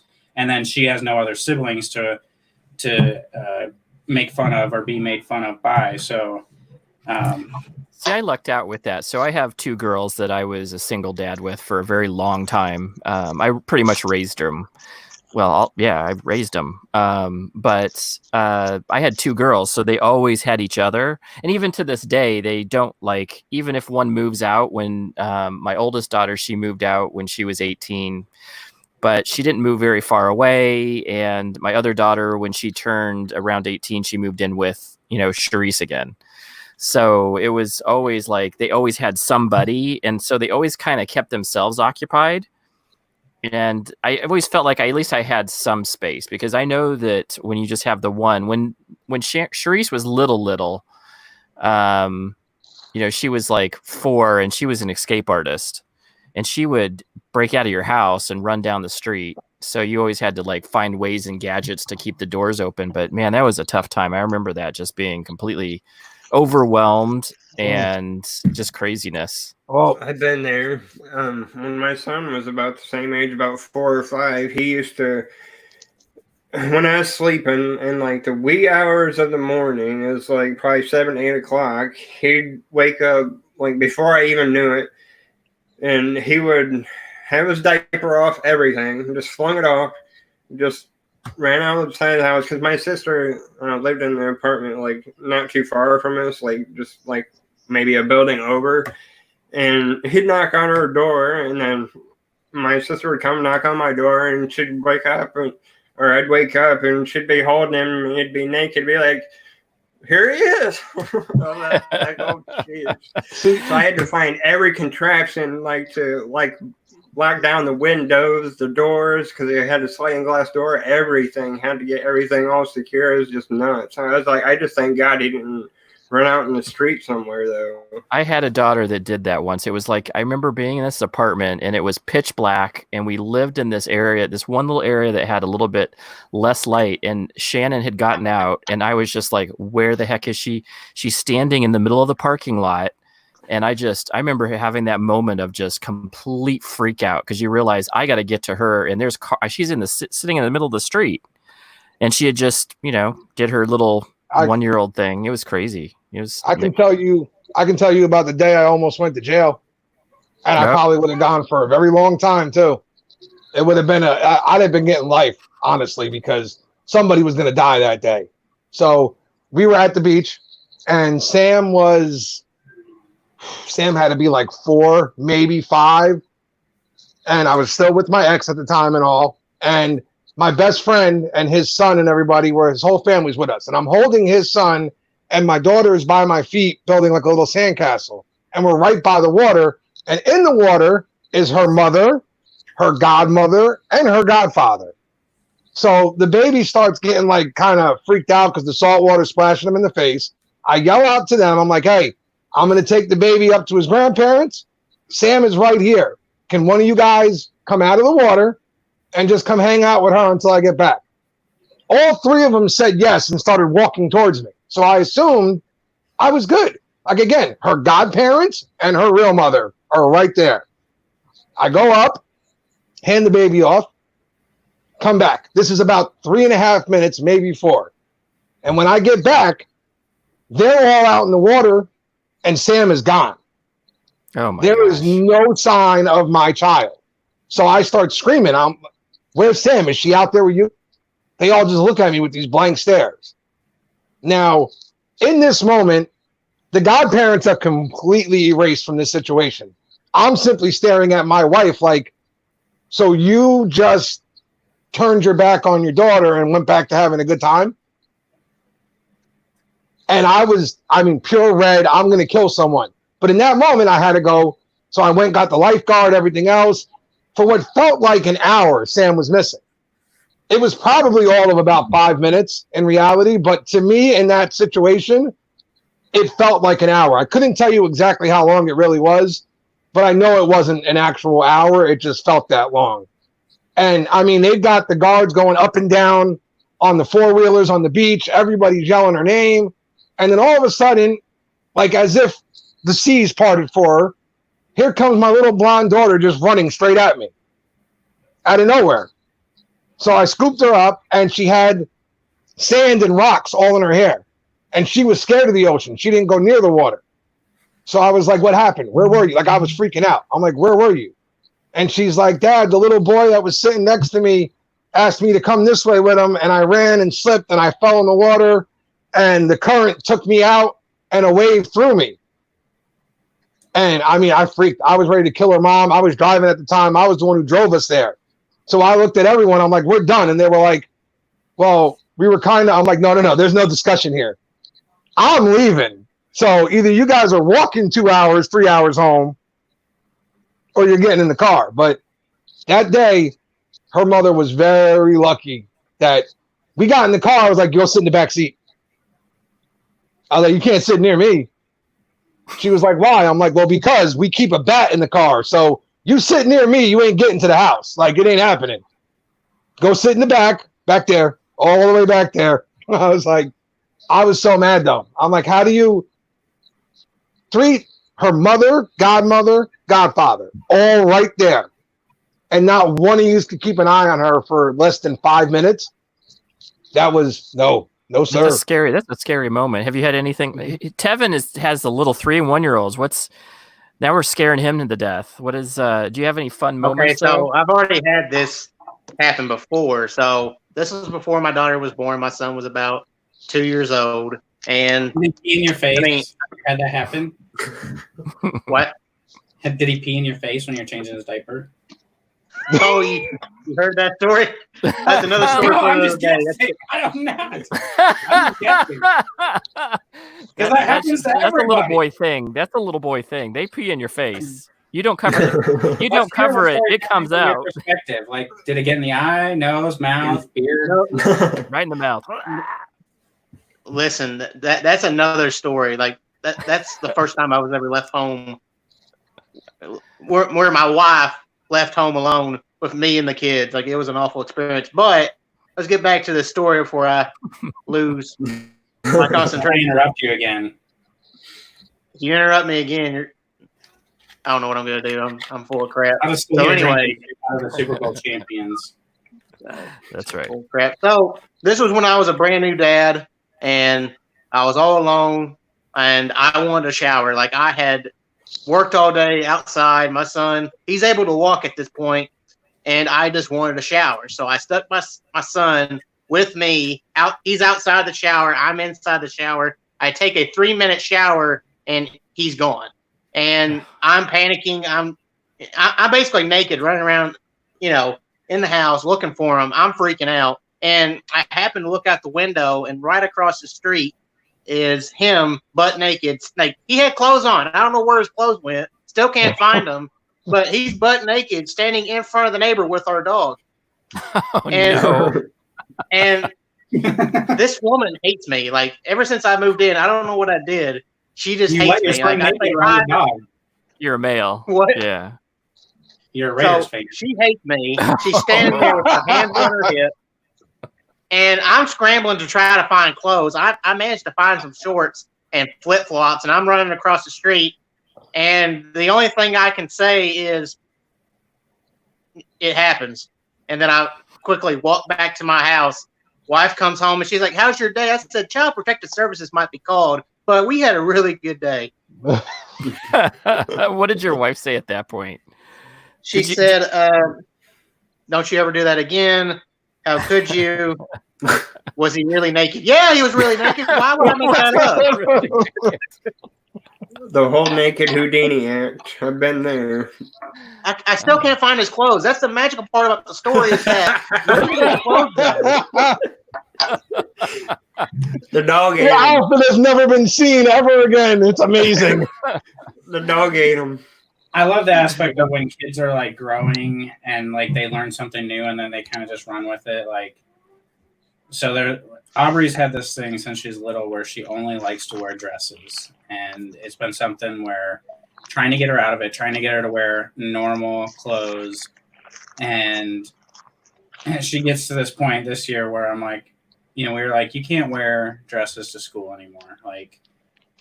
Because it gets to where she'll wear the same 3 dresses, and she's getting old to where she's gonna start getting made fun of. Like, do you have any other clothes than these 3 dresses? Yeah, you're right.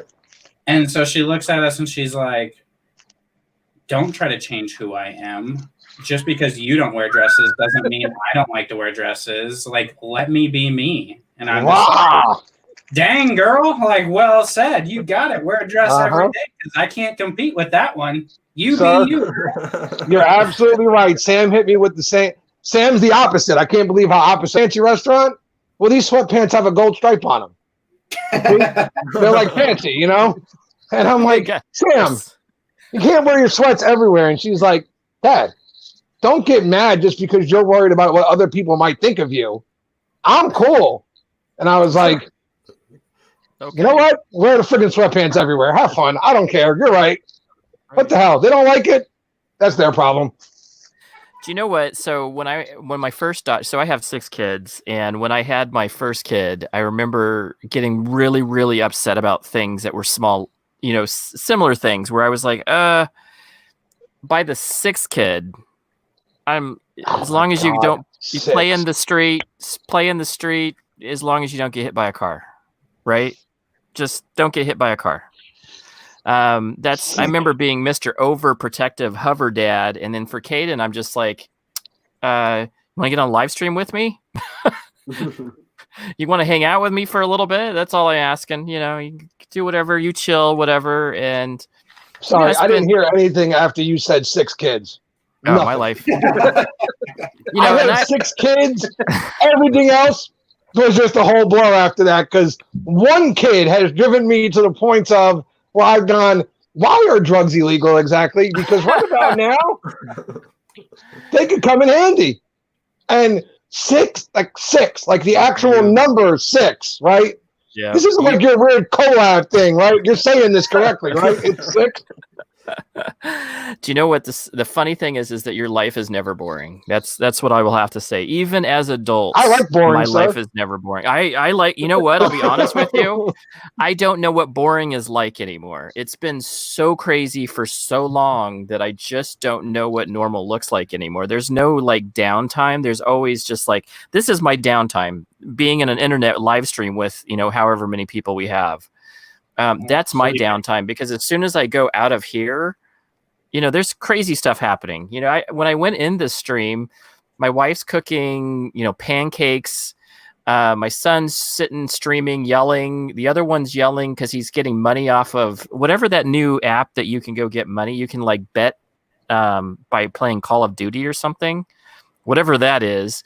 He's yelling, and then my other son plays beats all day. He's like 23 and he wants to be a professional musician. That's what happens outside of this little, just like what Tyson's saying, like what happens outside of your videos, it's crazy. It's crazy. Yeah. I've had people telling me with the whole Chronicles of the Beard, Bam, if Bam is still in here, Bam has said it more than once that I should contact Hallmark. Like Bam is dead set on it. He's like, dude, somebody reach out. It can't be that hard to get a hold of Hallmark, dude. He's like, call Lifetime, somebody. I know. Dude, somebody asked me the other day, like, how's your life changed with COVID? And I'm like, what are you talking about? Like, my life hasn't changed. I'm an introvert. Like, nothing has changed. Thank other you, than Tyson. I figured out DoorDash, which is like the coolest invention ever. Really cool. DoorDash is freaking Instacart. amazing. So, I mean, I figured out DoorDash, but other than that, like, my life hasn't changed except I don't have to go to work. Like, I didn't go hang out with friends. I didn't do any of that. I mean, Aubrey's home all the time instead of going to school, but yeah, I mean, other than that, like, my life has not changed. The one thing that really ticks me off is Amazon Prime is no longer Prime. Hey, No, what is that? Yeah. Like, what is that? Like, how can Terrible. you can't get it to me in 2 days? Like, what the heck? Nope. I paid for Why am I this. paying for this then? Yeah, exactly. I'm Ridiculous. still waiting on packages. Because I'm now still it's waiting just on Amazon. Yeah, that was shipped at the beginning of the month.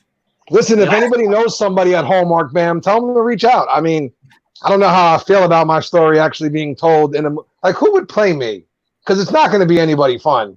They're going to find the ugliest, that's a hairiest good guy one. they can and make of me. It's going to be terrible. Seth Rogen. Oh, I'd be There good you with go. that. I'd be great with that. That's a great one. That's a great one to start off with. Yeah. That's fantastic.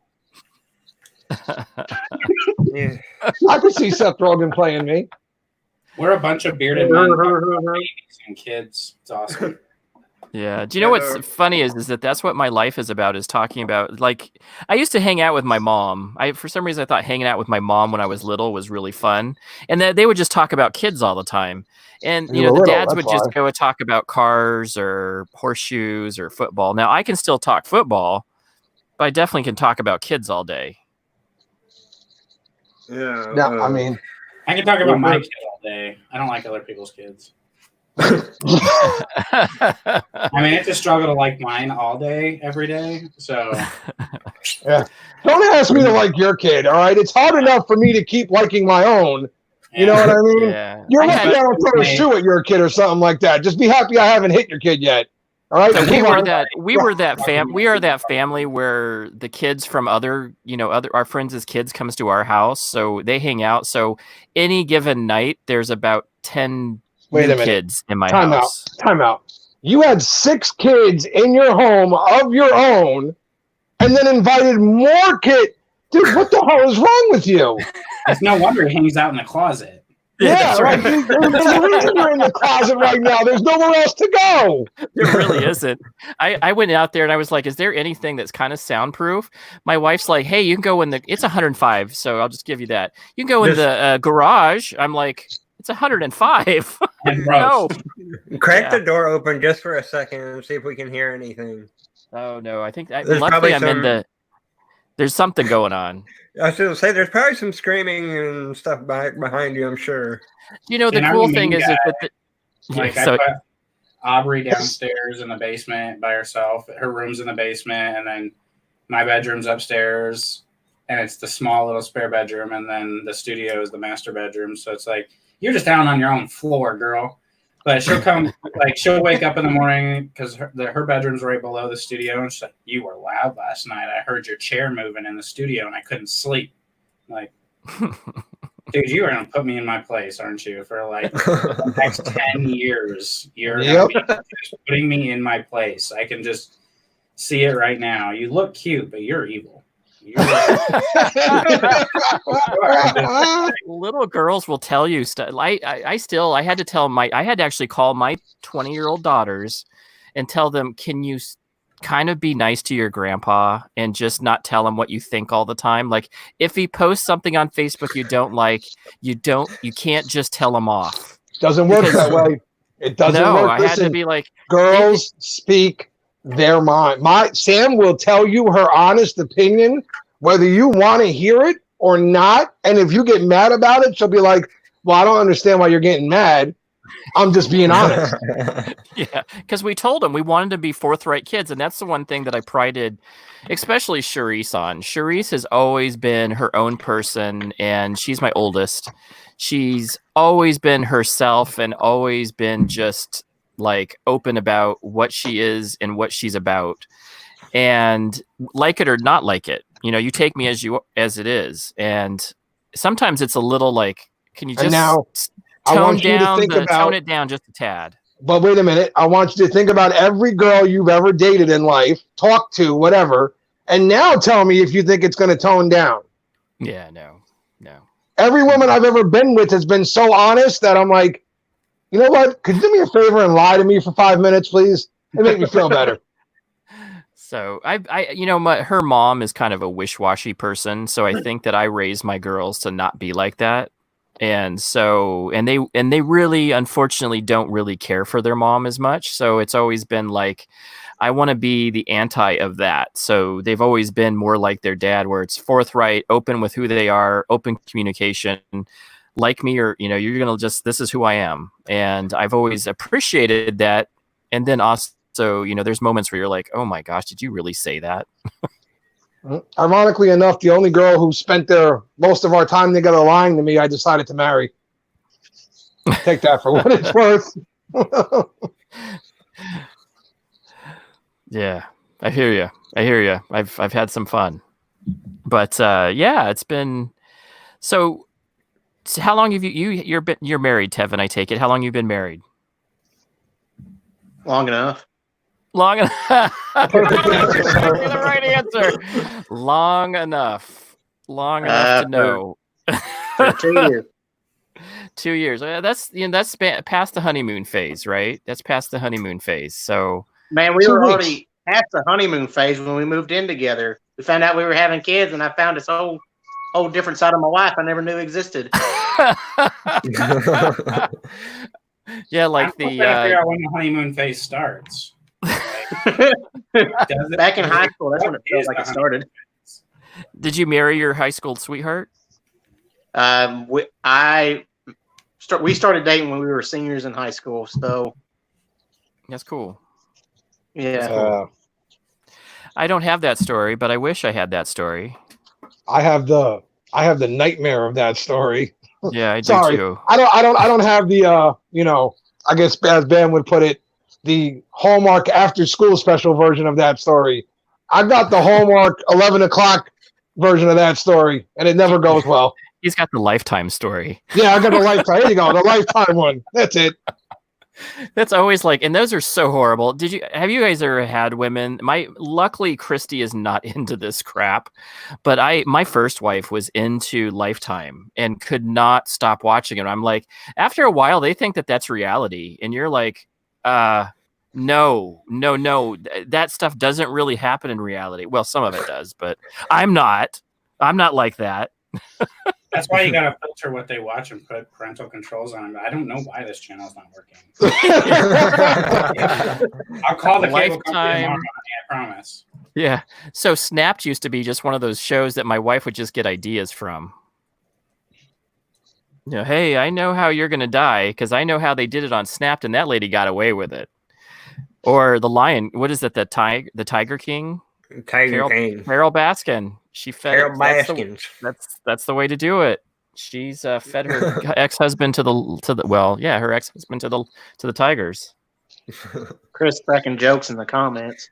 Chris is lighting it up tonight. It's funny. Who's that? Is Chef talking about me? Trevin was no. He's saying that's hilarious. Was that last week? I wish it was last week. Yeah, you look like you're all of like 1917. Wait till I shave the beard. It's straight baby face after that, man. I grew the beard. Oh, come on. No, don't shave it. I mean, Tevin. Why would you shave it? I'm saying if I shave it, you'd see a whole No, baby no, no, face. no. I You look- said wait till I shave, like you are planning on Oh, yeah, shaving. no, I'm not shaving, man. I'm not shaving. Okay, My good man. I'm not shaving. Yeah, and don't go to the wrong barber. That's all I'm going to tell you. Just don't Listen, go. wait, I don't want to hear. You know what? I hear that same excuse from my brother every time we do a video. I'm like, dude, you're doing beard reviews with me, and every time you come over, you have shaved your beard.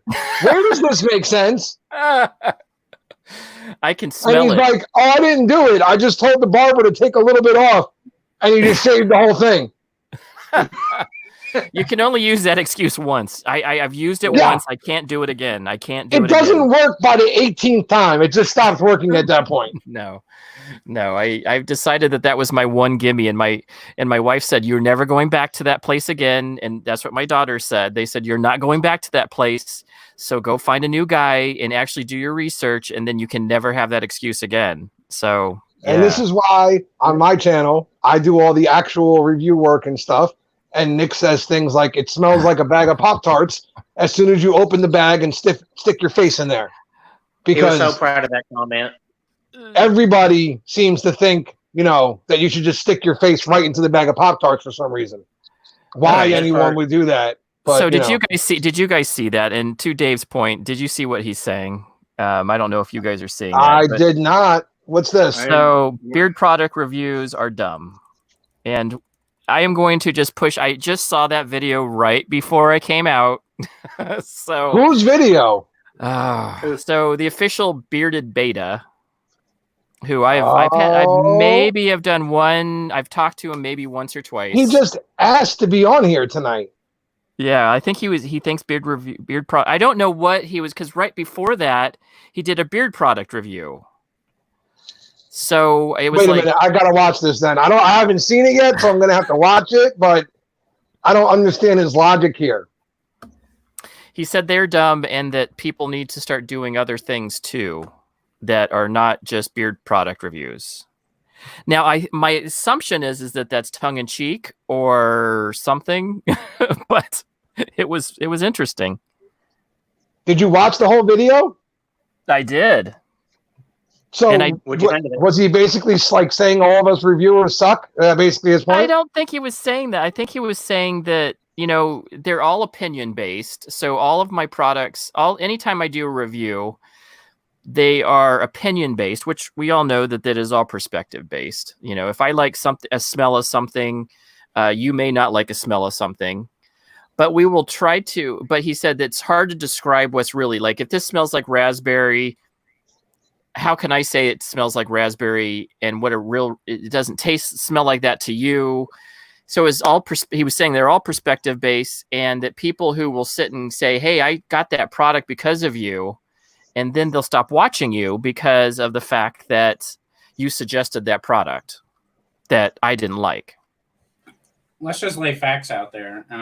Any review that you ever do, no matter what it is, beard products, food, cameras, technology, cars, no matter what you do and you review, it is opinion of yours. It's Yeah. Yep. Right. There's no way to say.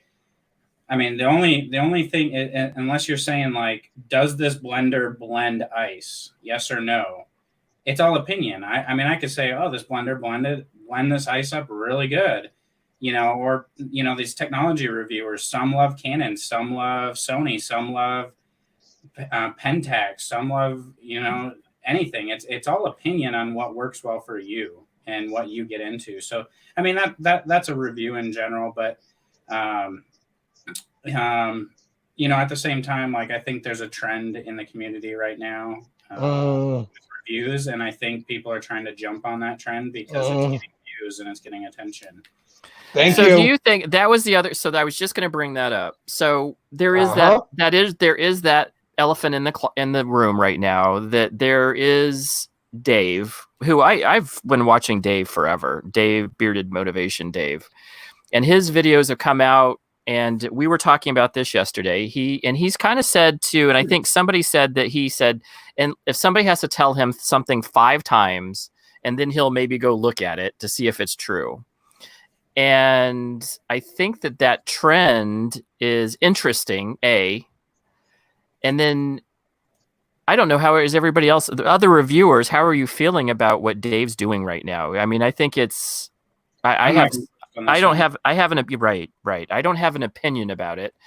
I know his opinion is definitely stuff that I've thought about sometimes. I don't think it's wrong. But and it's definitely he's definitely stated as his opinion, which is again, I think that's perfectly valid. And I think that that's the one thing that he states often in his videos. So people are getting upset about him, but he's definitely stating this is my opinion. But he's definitely calling out beard companies Yeah, I think in these videos. my opinion of it. My opinion. I'm just going to say that so we don't have any confusion. But anybody's entitled to get behind a camera and say what they want. They can say we can say our opinions. That's fine. I talked to Dave the other day and I told him straight up, like, you don't have to call companies out by name. You can say, if we're going to here's my thoughts on charity donations. If we're going to do something for charity, make sure that it's clear and that we show that we donate the money to the charity. So there's all truth and transparency throughout the whole thing. We don't have to call one company out or two companies out exactly, because it can look like targeting. It can make you look like a d-hole, like just state it in an opinion way about the topic in general. But his thing is his thing. What he's doing, I've known Dave for a long time, and if that's what he wants to do, I don't like targeting companies or people, and in general. And then like drop shipping, I think everything in America is drop shipped in one way or another. Mm-hmm. I mean, yes, sir. Every beard company drop ships something. I mean, they ain't squeezing the oils out and making oils themselves. They're buying oils from a manufacturer, which is probably drop shipped from somewhere else, which is, like, who knows how many people have done this oil by the time the beard company gets it. They mix it together. They buy fragrances that they aren't making, and literally they're the last person in the line of all these products, just mixing them all together in one. And so no one is realistically creating these things or these. I mean, they're mixing some scents together, mixing some oils together. And I get some people are doing it and some people are having another company mix their oils. I think the whole point that I'm trying to make with it is a lot of things are drop shipped. Just be transparent that, our oil blend is produced by this and this, and let it be that, but I don't have anything wrong with what he's doing. People that say he's just trying to get views, like, well, that's the point of YouTube. We're all trying to get views. Yes, sir. We're all trying to get views one way or another. How we present things, how we do things. I just don't believe in targeting or singling people out. Yeah. And then, the 5 people, like the part that I struggle with is the 5 people thing. Like, if he's got 5 people coming at him, bringing up one topic and then making a video about it, that's awesome. Like, I'm glad that people feel confident in going to Dave for these things, as long as it's for the right reasons. But as a content maker in the beard community and somebody that has people reach out to them, I never have people reach out to me that have issues. It's always like, what do you think about this product? What do you think about this product? It's never along the lines, and it's a lot, like, right? It's a lot of, 5 to 10 a day of, hey, I saw your review on this and I got some, like, you were spot on, or what do you think of this company? Or it's never like, hey, what'd you think about this charity event? Do you think they were legit or anything like that? So so to me, it's just like, is that where all this is coming from? And then, Chris said it, so I'm just going to play off of it. There's a trend. I said it in his very first video in the comment section. I said, your companies that you're supporting are the companies that are known well to you. And my point of view with that is, he's defending Beard Justice. Cedric is on Saturday Night Hype every week. And it's known that they're good friends. He's defending Fable. He's got a good relationship there.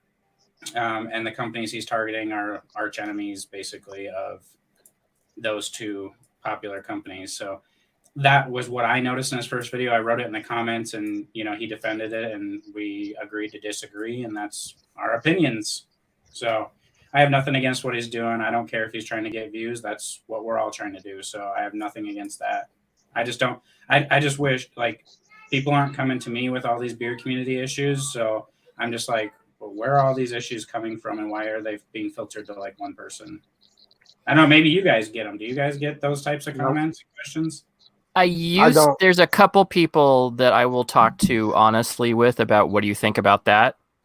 Right. One person specifically is the only person that I can think. Well, I take that back. There's a few people that I talk to very seriously about what do you think about that review. But I keep it at that, and they know that I'm a positive person. So it's really, but I do know that there's a few people that I have had discussions about negative things going on in the community. Right. But I think, again, what he's more asking is, has anybody, like the Lux thing, did anybody hear any issues about this before the video? I've never heard of that. I don't remember ever. In fact, I remember I spoke to Lux during that whole thing, and about the whole thing, I got the whole story. I remember reading the whole story.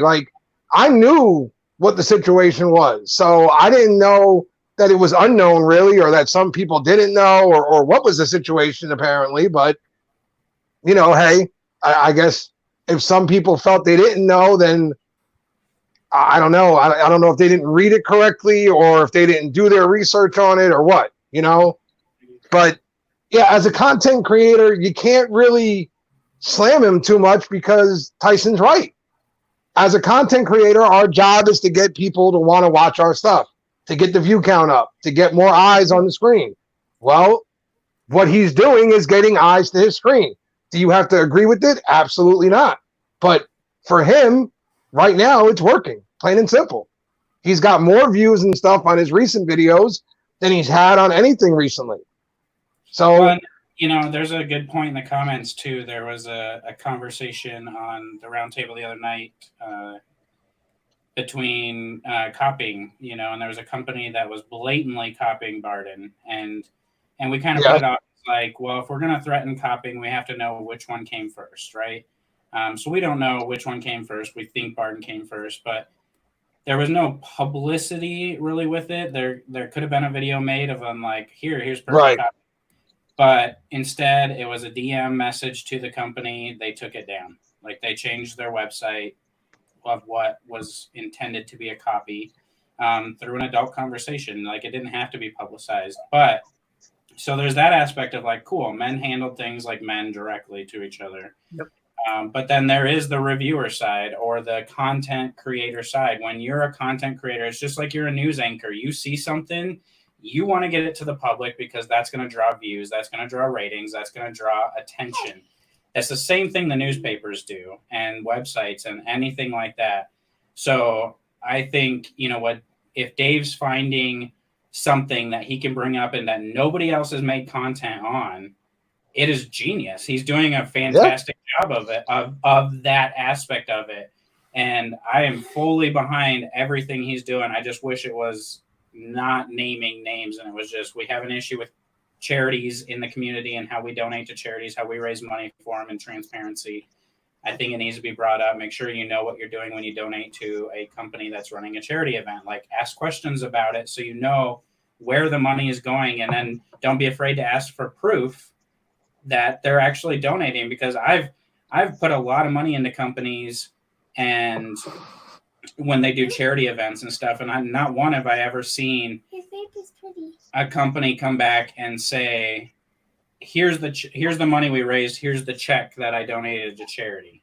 I've never seen that from anybody. So it's are any of the companies donating to charity? Right. And that's the serious truth is that I don't know too many businesses that don't run with, I would say Chesapeake donates 100%. Some other companies do, but I know that when I did my collaboration with what? I'm sorry. Wait, what were you about to say first? I know. I almost said it. What were you going to say?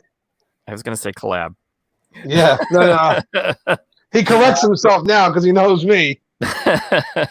But when me and Tex talked about it, we said, I understand this is a business. You have to at least cut even, break even with your product making to be able to donate a certain amount of your proceeds to a charity. And there's nothing wrong with, I know businesses that do that all the time. Yes. My company, thank you. if you donate $1, they'll donate $1, but you have to donate $1 first. Right. They're not just going to openly donate to charities, but if you do it, we'll donate $1 too. That's just business. I don't know anything wrong with that, but he does bring out points, which is, nobody would also fault. And this is another person I was talking about, was Howard Stern. Howard Stern, nobody at this point in time would say what a horrible person Howard Stern. I mean, some people would, but he is very famous. He has done really well for himself, and he's that shock jock. He says things that are, that are out there and pushing the cutting edge. And he actually went into XM radio because he wanted to he wanted to cut the edge even more. Yeah, I'm sorry, but is there any wrong way to donate to charity though? I mean, honestly, is there any wrong way to donate to charity? If you don't donate it, the money doesn't go to the company. That's the only thing that could be wrong with it. The whole point with that, I think that he was trying to make, and I could be wrong, and this is just kind of how I took it, is if you're going to make 20 bottles of beard oil and sell them specifically for charity, donate 100% rather than just 10%. Like you're still making a profit off this charity oil. Profit off of using the term "this is for charity," because we all know the profit margin in beard oil is more than 10%. So I think that's the point he was trying to make with that particular one. But other than that, in this community, any bearded guy that has been in this community is making YouTube videos has my support 100%, because we need to spread content creation in the beard world. And if it's clickbait, it's clickbait. Doesn't necessarily mean I agree with the type of video that they're making or how long it is, or if it's a review or it's not a review. But bearded men making content is extremely important, and I will always support. I'll support anybody making content, because content is the way of the world. And when our kids are sitting here watching us make videos and knowing what we're doing, like, this is going to be their life, and they're going to be communicating this way. So I think everybody should be making content of some sort. And if we can if he hits on a magic button and, in my opinion, becomes a hashtag t-shirt, and he makes thousands of dollars selling an "in my opinion" shirt, like, you never know what he's going to hit on by making these videos. He can make this amazing clothing company out of it that everybody wants to buy. Hashtag "in my opinion," hashtag "F your positivity," whatever, all the stuff that he's doing.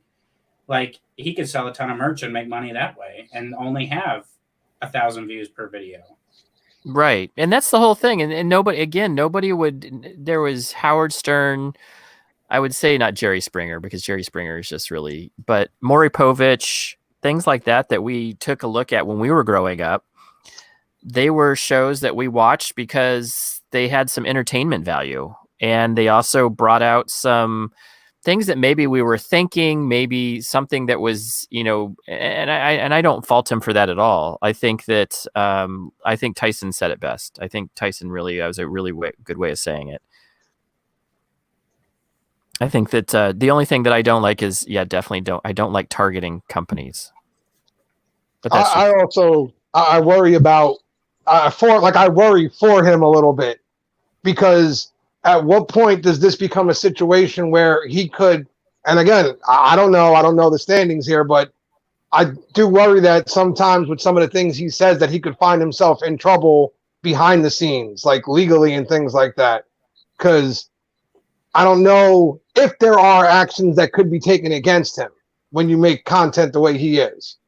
I mean, I think yes and no. I mean, at the same time, like, he is very clear that he states, "in my opinion," right? And that this is the reason he does it, right? Like, how do I, as somebody, sue somebody that's saying "my opinion"? Like, everybody's entitled to their opinion. And so earlier we talked about other review channels other than beard channels. Again, go back to technology and people reviewing Sony or Canon. And if I'm a Sony fanboy and I love Sony stuff and I try out a new Canon camera and I'm like, this sucks. In my opinion, Canon ain't gonna sue Right. me. You know, so No, I hear what you're saying. I mean, we're influencers and reviewers. We have the opinion to say, this is my experience. It sucks. In my opinion, it sucks. Like, we have that ability. And, you know, and that's where, you know, I've said a scent sucks. It's not for me. It smelled like this. And I mean, the company came out with me with a bunch of threats. Like, they like to threaten, but it's like, what can you really do? I got one of those. Saying opinion, you know, their opinion on something. I got a company that still still lawsuit going, but it ain't gonna go anywhere. Tyson, I have a company, one of the first, I don't know, maybe 10 to 20 videos we did. So you're going back close to a year now because we're almost at our year anniversary, if you will. And we didn't slam their product. We just said we didn't care for it. And to this day, I get at least one email every 3 to 4 days from that company just absolutely slamming me for it and telling me how much they hate me and what I'm doing. And that's fine. I mean, if that's the way. And their biggest argument was that I had to be wrong because their beard oil could cure foot fungus. Yeah. So, Well, I mean, like, I've had so many experiences where the company's your best friend and then you put out a review and you don't rank them the highest as they think. And all of a sudden they will never talk to you again or not support you anymore. And it's just like, you don't realize as a company what you're doing to your company when you do that, because Right. you get more exposure by being in people's live streams and supporting people than saying, oh, you thought I was an 8.8 and I think I should be a 9. I'm not going to deal with you anymore. Like, that does not get you and your company anything. You know, Right. I mean, I rolled with Adam from Barden for a long, long time. He was the number one company, and he got beaten out on the score by, you know, Lux, and I think somebody else tied him. And it's like, him and I still talk all the time. Nothing changed in our relationship. He didn't take it personal. He just knows, like, okay, I got to do something else to get back on top of these guys. You know, it's like, he's still in here supporting. We're still chatting on a daily basis. Well, launching a scent with them. You know, I mean, come on. Like, Well, I gotta Adam's a head good out, guy. guys. So I'm going to say this. Adam's a really great guy. So anybody who has not tried Barden, I think Tyson is really good friend, but much better friends than I am. But I would say that I would look at Adam as a friend as well. He's just a genuine good guy. He's a better man than he is a product. Let me just say that he has fantastic. Yeah, and that's really saying something because his product is phenomenal. Mhm. Like his product gold is standard. like phenomenal. And you're right. I've had more than one conversations with the man. He's an awesome individual, and I finally got his products in. And they are amazing. Like, I have zero. The only thing I can nitpick about is my labels. That's it. And when that's all I have to nitpick about, that's one hell of a product. And I made a video on that, right? Like, I made a video and I said, if we had to do this again, we learned our lesson. Like, we did not test out the labels enough. Like, they're rubbing off. I have the same. Everybody has the same experience. The silver's What's rubbing his? So his friend rakers, you better have him a 9.3. But he knows You better be a 10-0. We better be a 10-0. Yeah. Take care, guys. I'm gonna get out of here. Oh, okay, Zebra. Oh, cool, Hey, man. have a good night, buddy. Hope you're feeling okay, bud. Yeah. I'll see ya. See ya. I mean, he knows that his labels that we did, you know, we had to get them from a different company. He knows that they suck, and that we'll never use that company again. And sad too, because they're really nice labels. Like, it was a really good job all together putting that collab together. Really, it was a great job. Well, collab. That's what I said. I say it right, sir. I say it fine. The collab business, you know, like, he did that right too. You know, we talked and we decided to do a collaboration together. And I told him straight up, is like, I don't want a collaboration with 10 companies. I want really solid collaborations that when people see that I do a collaboration, they want to get it because they know it's going to be solid. It's like, I want design control. I want scent control. I want presentation control. And so, you know, when it came to the design, it was like, this is what I want the label to look like. But within his branding, you know, he stood business ground of, I don't want to give up my branding. And I said, that's fine. I don't want to give up your branding either, but I want to pick how the label looks. I want them sent out in boxes because that's what I want for a collaboration. I want them to be presented in the way that I would present them if it was my company, but with your branding. And Adam was super cool with it. We went back and forth. There was a couple things I wanted to do that he set me straight. He's like, that doesn't go with my branding and I won't do it. And I, so then I had to step back and be like, okay, like I respect the branding side of it because he's not going to stray away from what his company stands for. He's not going to use inferior products. I told him I want the scent stronger. He said, I can't. We're pushing limits where the carrier blend, we're pushing the fragrance to carrier blend limits. He's like, I cannot do it. And I was just like, okay, I got it. So staying true to what he stands for in his products, but still letting me have free reign. Like that's how a collaboration should work. It's not. Yeah, that's awesome. And we went back and forth. Like it was the 15th scent that we tried before we got right. So imagine the money he spent shipping out to me and then getting those boxes paid for. He did it in the true way that every company should do collaborations with people. The person that is being collabed with should have full control over how it looks, how it smells, how it feels, but stay within the company's branding, Right. And I think Barden is definitely a stand-up guy. So I think I can tell that his company is run the same way. He runs it like a business. Like he's really smart business-wise, I think.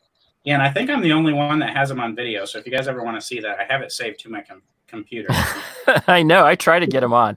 He would not do it because I was back on the days when I was just going to do a review. My review was going to be a discussion with the property or with the property and tell where I'm at with the owner. And I was like, Barden, come on, buddy. You got it. Adam, come on. Get on. Now, every owner, you all know how practitioner thinks of you guys. You're all just property to him. That's all. We're just content. We got to send we got to send hotels. Chris that said he's not tried Barden. We got to get him some Barden somehow. Chris who? Chris. Channel be named later. Chris Fangenstock. Yeah. What? Chris, dude, what's going on? Yeah, no doubt. He's one of the best. Yeah. I mean, then again, a couple of months ago, you could have said the same thing about me. I didn't try him. If it wasn't for Rob and Joe telling me I had to get on it, I don't think I would have tried him as quick. Who's vibrating? Do you know who's really, really good is I was actually kind of blown away that I kind of sat on him but Han Yockers. Have you guys tried them or tried him at all? You guys have? I need to go back and update the review. I think I got a couple new scents from them, but their co-wash is amazing. Their co-wash. See, I knew I should have bought it. I just got Chesapeake, so I want to try that out. So while I have Tyson here, I have to ask Tyson a very honest question. Yeah. Tyson, what is your beard purchasing like? Like, is it like, because to me, you seem like you're just an absolute beard addict to where you go on a website and you're like, that's new, that's new, that's new, that's new, that's new. Okay, pay, send. Yeah, so when I started, it was I just want to buy as much as possible and support the companies. And I don't like doing a review on 1 cent or 2 cents because if I don't like the scents, I'm not going to say much good about it. It's hard to be positive about the review, right? So I want to buy their whole lineup so I can give all their scents a try. And then I can say, like, I love this scent. This scent's not for me. But then I want their balm and their butter and their washes. So I'll pretty much, if it's a new company, I'll buy everything. If it's a company that I really like and believe in, anytime they launch a new product, I'm going to go get it and pick it up just to show support for the company. There's a couple companies there's not very many, but there's a couple companies.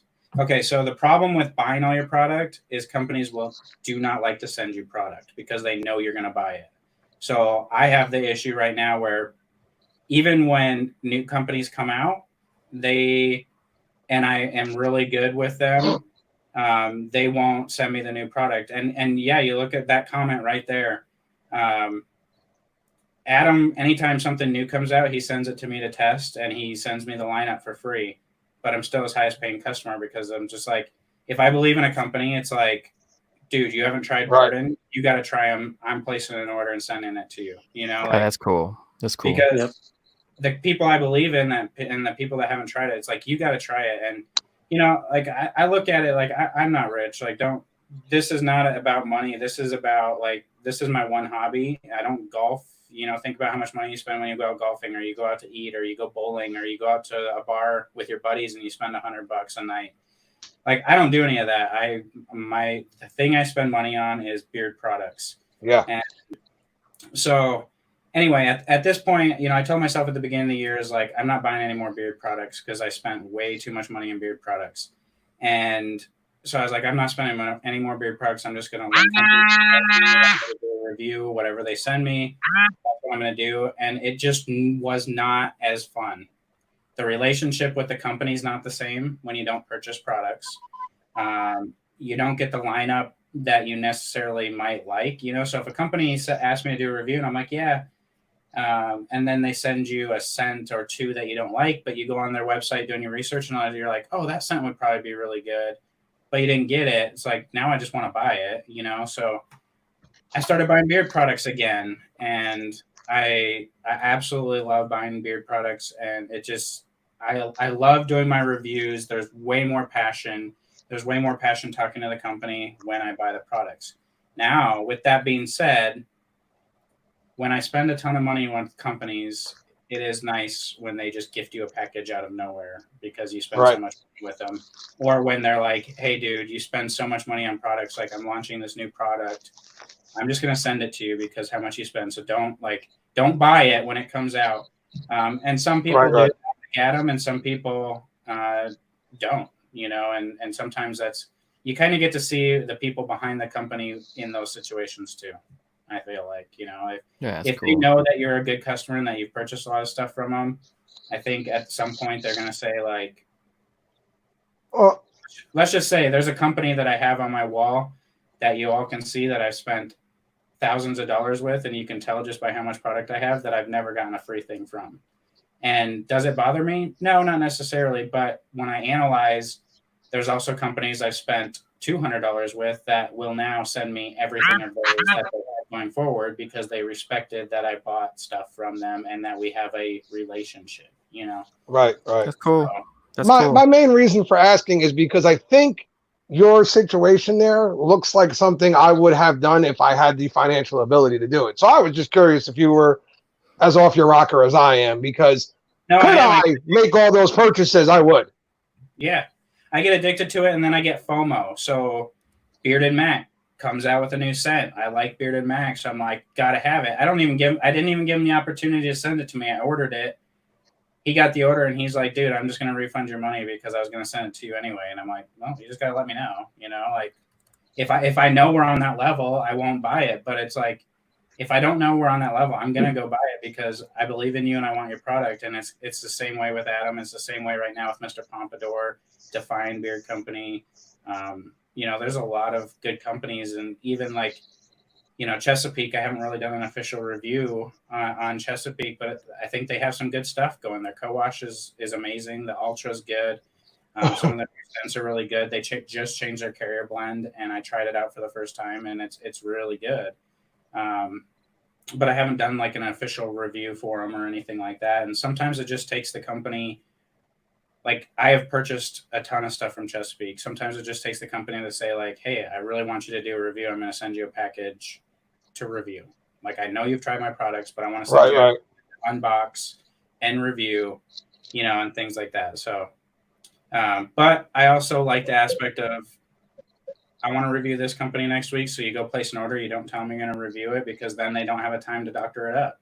Like, I don't want you to doctor it up just because I'm a reviewer. And I think Johnny is just saying something like that. Like, don't doctor my crap up because I'm going to review it.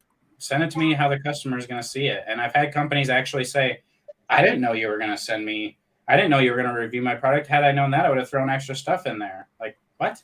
Why? Like, send me what you're. So when I was a paint customer, this is what you're going to send me. But since I'm going to do a review, you're going to make it look pretty or do something different. Like, no, don't. I don't want that. Right. Truth and transparency all the way across the board. The point of doing an unboxing is to show the people what they will get when they place an order with this company. Not to say, hey, look what I got because I'm a reviewer. That's not the point. Right.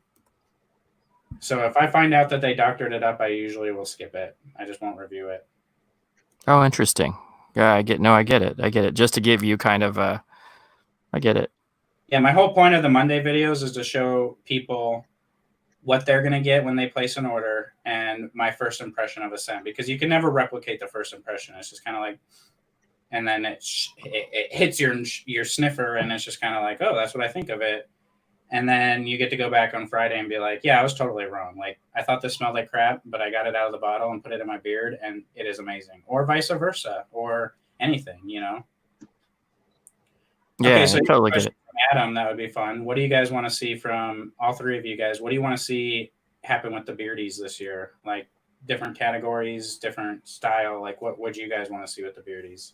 Because it's becoming that time where I need to start planning categories and getting voting going and things like that. It's like, I need to start planning the Beardies. What do you guys want to see with that? It's a good question. Oh, guess who's coming in? Oh, somebody's coming in. Oh, snap. I can't be on live stream with this guy. He What's going on, fellas? Well, There we so you go. see now, I'm sorry, Johnny. I love you, dude, but everything about you just screams serial killer. Like you're sitting in the dimly lit room right now. Hold on. Like Great. Johnny's like the only man I've ever met that honestly gives me like I'm a little scared of Johnny. Hold I'm not gonna lie. You made me mess up my camera. There we go. So he breaks combs, except for he can't. Did you not get that comb broke the other day? Oh no, I can't break this one. I really tried. I know, I dude. try I every have now to and go then. buy the. I have to. Everybody has to buy it now. I It try has to every- be like a part of your collection. The comb Yeah, that Thanos couldn't snap. I try every now and then. I grab it and I'm like, I really can't break this motherfucker. And I'm like, I really try it, but yeah, I can't break it. It's good comb. It's really good comb too. Hey, so this might sound terrible of me, right? Because we're like 3 hours, 2.5 hours in. Yeah, my wife is about ready to kill me, but yeah. But I'm just curious. Does anybody know where Mech is? He He said said he he had plans. declined. He declined because he Did said he? he had some stuff. Oh, going okay. on. Yeah. I didn't know that. I thought he was going to be here. I was like, I know I should have asked that maybe 5 minutes in, not 2 and some change hours. But No. Yeah, This so is he when he said he came to couldn't me. come in tonight. So next week, yeah. It's all Dang, you good. want to subscribe to me? What the heck? So Beardies. So let's That's think a good Beardies. comment on What was your Facebook. categories? So what was the categories officially last year? oh, now you're going to make him think. Like, come on, man. He asked us the question. 2.5. I know. No, I can pull it up. I got it on my website. He asked you a question. It wasn't the other way around. I know, but I was trying to think. 'Cause I don't want to go with the same. I remember seeing him, and I just can't remember all of the categories because he had a few. Most scents on your shelf. Best bang for your buck. Best wash or soap. Best co-wash. Best butter. Best label design. Best scent. Best presentation. Best customer service. Best feeling beard. Most creative company. And then company of the year. So hard to want to delete any of those. Yeah, those are really good. What But about the most improved category? yeah, there could be a most improved. There could be something that is community related. You know, Most like charitable. Most charitable. most charitable. Maybe just recognizing like a female-owned company of some sort or female. Best integrated- comb. Johnny can do the testing for you. Johnny can. That's a good. Most long. I was thinking most long lasting, but I don't know. It's kind of. See, that's all opinion. Well, I mean, it's all opinion based. It's Yeah, all- that's opinion based. So, because I know where you're going with it, you're like, hey, these are things I like. I own 20 of these things. That's countable. Right. I mean, he's trying to kind of keep things to Well, where it's there's. not up to me. I put out voting on my website and send out the links, and everybody just goes and votes. So it's not Yeah. even up to me. No, so so that's It's up to the community to vote on all these. It's all community. Hey, I done- didn't get to it's done vote. really I mean, well. I did. Here's the funny part. I voted last time, but I didn't vote. I went on to the website to go vote, and Sam came over and was like, "Dad, your opinion doesn't matter. Get out of here." And then she started putting all of her votes in. Oh, okay. She voted for you. Yep. so. What do we think about having the reverse for reviewers, like like best videos and best creator and Yeah, see, I'd I like to have think I'm going to be really upset when I'm not up for any of those awards. Well, I mean, it gets asked in the community a lot, like who's your go-to reviewer or who's your go-to this, and a lot of the new guys, and I consider myself in the new guys because I don't necessarily get of you hear a lot about the Four Horsemen, right? Dan, Scott, Matt, and Scuba. You hear mostly about those, right? So I mean, I think we're into a different. I mean, we're in 2020. There's so many up and coming reviewers that put out good stuff, and there's still the philosophy of the fly by nights where you make a few videos, you're around for a couple months, and then they disappear. We're still seeing that happen a little bit, but I would love to have reviewer categories. I'd love to have community member categories because I mean, that's awesome. Not only like counting reviewers out, like think about people in the community. I mean, Bearded Joey Hookham is vital to this community. Yeah. And he doesn't make reviews, but he's everywhere. I think Ryan, he's in here. Ryan's in here. He's amazing. Camo Cam's amazing in the community. So Vic, Vic? Community members in general, and they deserve something too, and so there's so many different ways you can go with it, but I do want to try to limit it this year too, where you can only vote once. Like you have to put your email address in. And so no matter how you do it, you can rig it. You can make, a lot of people have more than one email address. Right. How did you do it last year? Did you do it through like one of those survey services? I did it through an app on Shopify because my website's a Shopify website. So right. Because I know SurveyMonkey has an ability to, but again, that's just email based too. So if you, so like I could give a link to SurveyMonkey, and I don't know if there's a way that it can track IP. I mean, either that. I don't think it can. I think it's still the same problem. There's IP blockers. There's IP. I mean, there's way. Don't do it, Johnny. Just don't. But not a word. I went 2+ hours without one, guys. I'm sorry. I need to go have a cigarette, and I'm not going to fall down my stairs. We timing it, guys? Guys, we're timing it. Why don't you just I'm looking. You have to go down the stairs and risk your life? You just sit in your chair. He's going to smoke outside. He can't smoke in the house. Yeah, there's no smoking in the house. Dad, Uh-oh. What? He probably could vaping in the room, like how you Probably. doing, Tyson? Excuse me. I don't feel like Johnny can hear what I'm saying because he's just going a completely Different direction. I hear you. Go ahead.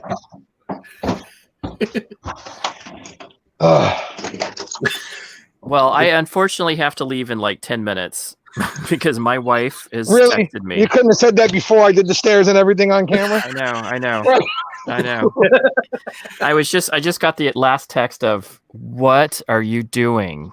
And tomorrow I'm gone to a retreat for a part of the day. So my weekend's already in jeopardy. So What kind of retreat? How have we It's been meditation retreat. Our live stream? What? Say it again? How did we go for 2 hours? I thought this was a 1 hour live stream. It's supposed to be, but we just keep extending these things. We haven't gone just an hour since like the first episode, dude. This is why people don't invite me on their live streams, because I get on people's live streams and I cannot shut up. Like No, because the reality is it could just be me and practitioner on here and we don't shut up. We could wind up on here for 2 hours just by ourselves. So right. That's it's the whole nice to thing. bring in somebody else and listen to them talk for a little while.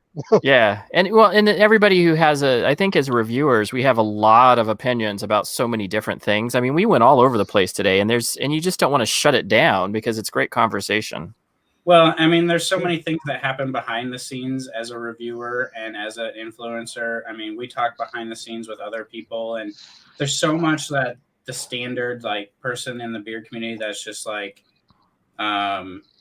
maybe just scrolls through Instagram or watches our reviews. Like they see what we are on camera, but so much happens behind the scenes that doesn't get publicized or doesn't get anything like that. And Chris is saying I got an open invite to his show. I mean, that would be awesome. Like I'll go on anybody's show. I just like talking. It's fun. And Chris's show is lag free now, so it's a lot of fun. It's a lot more fun now. Yeah.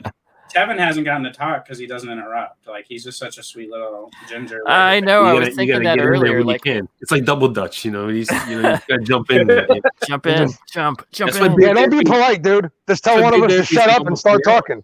That's why beer therapy goes from anywhere from 2 to 8 hours long, because Oh my it God. just I goes remember that on night. and on and on and on. I remember that night. Every 5 minutes, Johnny's like, all right, 15 minutes, we're going to shut it down. And I'm looking at the clock and I'm like, that was an hour ago, Johnny. And he's like, no, we're Yeah. done in like 10 minutes. And I'm like, all right, I got to charge my phone. Johnny said 10. That's probably like another 3 hours easy. Let me plug the phone in here.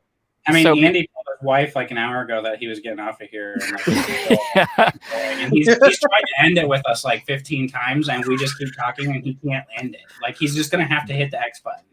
Every I'm time outta there's a here. little pause in the conversation, you can see a practitioner like, okay, so we're Okay, like, now I'm getting yelled let's at, and it's time for me to go. And yeah, I think it's time. So, but before we go, I want to hear that somewhat. Last week, Tevin left us with a cliffhanger, and we got to know: has there been anything that you want to talk about today that might have resolved a little bit more, or is there some stuff that's in the works that we're waiting for? That there is some stuff that is positive about this, yes.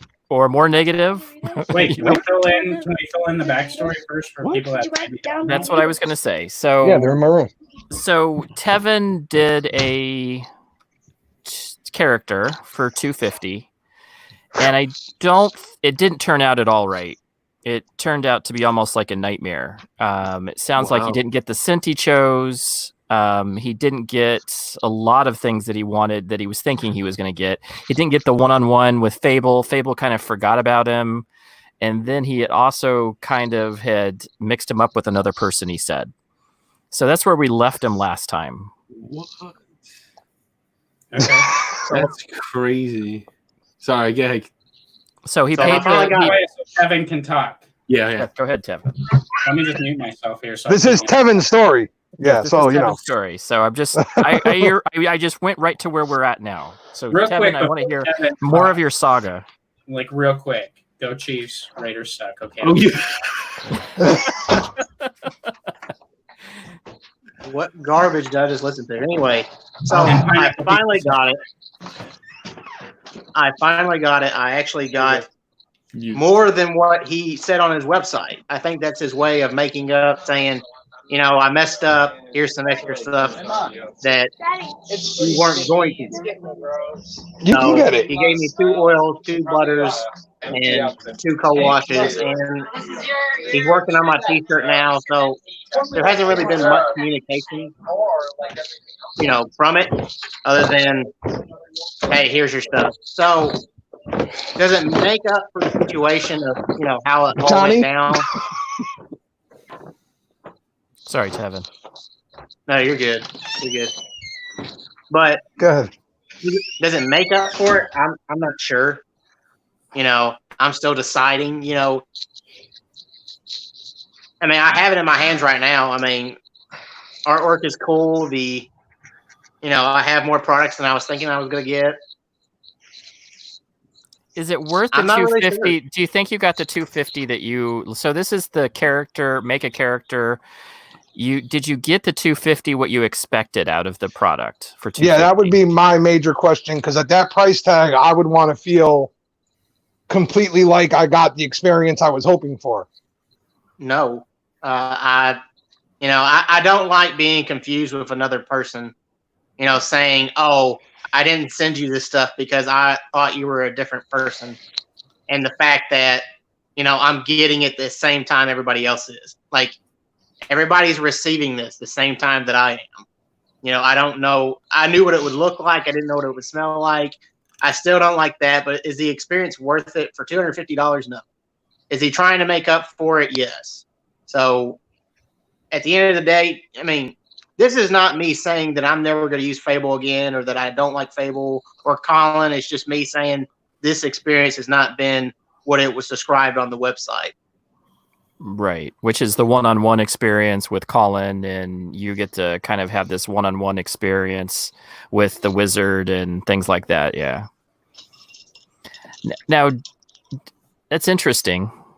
So it's interesting. Do you not like the scent? Because the last time we talked, the scent was not something that you were really. That's not what you had thought you were going to get. Okay, so the scent, like before I ever messaged Colin, he already made it. Like it was to what I was expecting. I said, "Hey, I want a nighttime woodsy cologne scent," and he made it. But I mean, it's exactly what I was expecting. It's just that he went ahead and rolled with it before I ever approved it because, he's supposed to send you 2 scent profiles. You choose one, he rolls with it. But, I mean, at the end of the day, I got my 2 cents. I picked one. I'm not sure if it was the one he was originally rolling with or not. But do I think it smells good? Yeah. It's very light. It's a light cologne. I dig it. I think I would be more excited about this experience if it wasn't that bad. And it could have been a whole lot worse. I mean, I'm sitting here picking out the negatives. I'm not thinking about the positives. Well, still, I mean, I just thought it was an interesting story. And as a reviewer, this is what, that's what you review is your experience with these things as well. I think experience with the products are just as important and the owner, specifically the owner, is what we experience. Especially that's what draws me to small batch and knowing that, this just wasn't worth the money for you. And that's okay. It is what it is. Right. Yeah. And I don't think that there's anything wrong with you. Just had it, and I'm hoping that this type of, I'm hoping this experience helps I hope it actually helps Colin kind of say, hey, I could do something different next time. Tyson's raising his hand very, very politely. What do you want? Sorry, I don't. No, I mean, I think I have a valid conversation here because I have myself purchased the character build, right? So I think I have experience in this situation to. Oh, good. Say, and I think it is opinion based as well. Is it worth $250? I mean, you have to think. Can you show your label, or is it not revealed yet? So I think for $250, not only are you getting sort of a scent that you want, but you also get a design artist to come in and design something based off of your picture. So I don't know if your experience was the same as mine, but my experience was I paid $250. I told him the scent profile I wanted. I sent him pictures of front profile, side profile. He sent it to his graphic artist to make, and I got to pick the name or whatever. He sent me 2 scent profiles based on what I told him. I picked the scent I wanted. I got my character with the scent profile that I picked. So it sounds like we had a little bit of a different experience. I did have a call with Colin about it, but it was literally a half an hour. It was, what scents do you like? What are you thinking for scent? What do you want your character to be like? What do you want the background to kind of be like? So I kind of picked it, but if you didn't get the one-on-one call and it says that on the website, then yeah, I mean, that sucks. That's definitely not what you paid for. I think Colin is getting bigger than a one-man show, and I know he's looking to hire people. So, it's not. I mean, I guess if he's making, I don't really have an opinion on your experience. I guess I don't want to make opinions on that because we know what you're saying and my experience. And for me, I think it was worth the $250 for what I got, but I got what the website said. So. Not really comparable. And that's what it boils down to is that I didn't get what the website says, so that's why I don't think it's worth the $250. I mean, it's cool. I mean, seeing my character brought to life. I think yours was cool too. Seeing it from start to finish. Mine started with a little sketch, and then it's full on a label. He even sent me a picture of what it would look like on a bottle of beard oil, and it's just cool. It's just that I didn't get to pick the 2 cents. I should have. My problem is that I should have reached out to Colin instead of accepting it. He basically said, "This is your scent profile. I'm rolling with it. Just okay it, and it'll be in next month's subscription kit." I shouldn't have okayed it. Why didn't I? I don't know. I felt like I was, bombarding him with messages, and I didn't want to piss the guy off. So I just rolled with it until finally I just said I had enough, and I had to ask him, and his response was, "I must have confused you with another person." I mean, he was honest. You know, I mean that you can't. I don't think there was another reason behind it other than he truly, you know, has been busy. And I know that he's a one-man show. You know, the only person he has helping him is his wife. And but you still you have know, to consider what you're offering on the website. yeah. You know, and Eric says, Tyson, were you already a reviewer when I ordered it? I was. So that kind of brings up my next point is, you know, you have the whole create a character thing, the monthly subscription thing, and the Legend series thing. You know, in my opinion, like I paid $500 because I had a female character created and the male character created. So I paid $500 and to get this because I liked the concept. And then right after I paid for it and had delivery, then the Legend series came out, which I completely understand. Things change and things happen. But I was upset in that aspect of all these reviewers, you know, like that are going in the Legend series, like the Shark and the Teacher.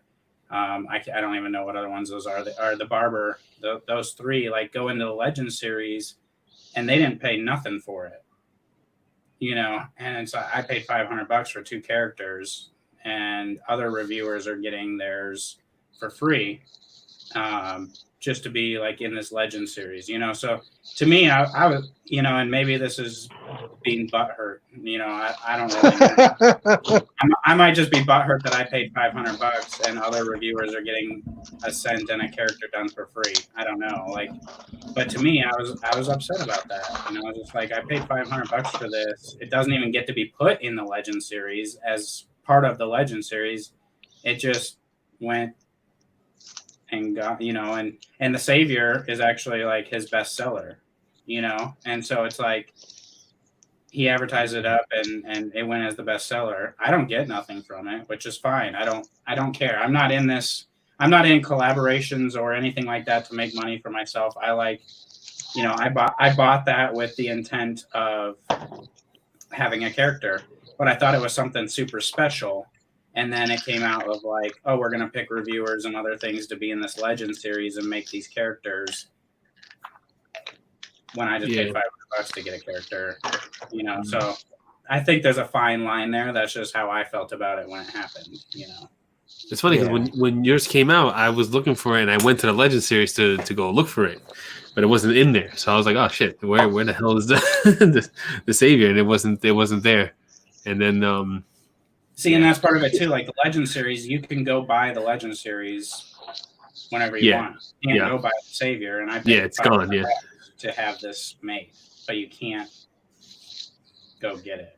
That's what I'm saying. The creative character is not really a collab thing. It's like but he just, I don't know, yours, like you can't go and buy any other creative character characters, right? Like get those in a monthly subscription box. That's what that is. Right. That's the only way. So without that, How there's much no is other that way box? no other way to get that. So when it came time for your create a character, how did it become part of like the main line of products? You know what I'm saying? Like were you like the Legend before the Legend series, and like how was that communicated?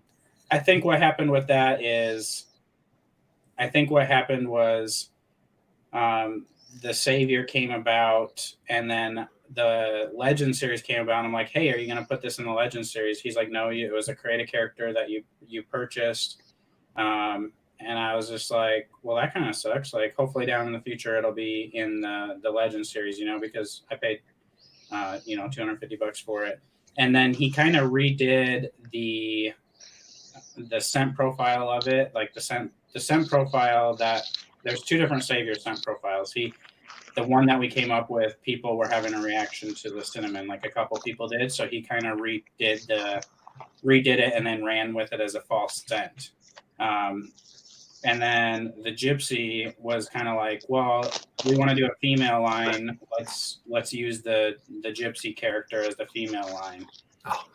So Johnny, we don't hear you, or I don't. I don't know if everybody else does. I don't hear Johnny, but I see him talking. I don't hear him. But so, I mean, there's kind of 2 sides to that story too, is depending on what route you want to go with it. Yeah, I don't hear Johnny. No, I'm fine. I'm kidding. Oh, now I can. Yeah. No, I wasn't saying anything. A minute ago, he was just messing with you. That's all. I was talking to myself. I'm sorry. I didn't want to interrupt you. Yeah, so I don't know if I really have anything more to say with that. Like, I have a decent relationship with Colin. I understand business, to a point when he tells me like, well, you paid for a creative character. That's what it was. And then we launched the Legend series. Like, I can see the business aspect of that as like, yeah, you're right. I paid for this character, but I also see the consumer side of like, I feel butthurt. I feel butthurt because I paid $500 for 2 characters, and now there's this Legend series where other reviewers. Well, also you're a reviewer influencer, so you're like, hey, I'm in that same boat. I'm in that same category. Hey, I'm an influencer. Yeah, but I paid for mine. So like, can we at least put it in the Legend series and have it available for sale? Yeah, and I remember seeing the Savior, and I remember thinking that looks exactly like Tyson. That must be his collaboration with him. That's what I thought when I saw it. Sometimes I worry about you, Prack. I do sometimes. Like sometimes some of the things that go like, oh yeah, look, that must be his collaboration. While like the collaboration thing is sitting right in front of you saying it's a collaboration. I think it's the 6 kid thing. Like I think you've just been absolutely drained mentally in life. Yeah, like to create your character is definitely a collaboration, or it's supposed to be, right? Right.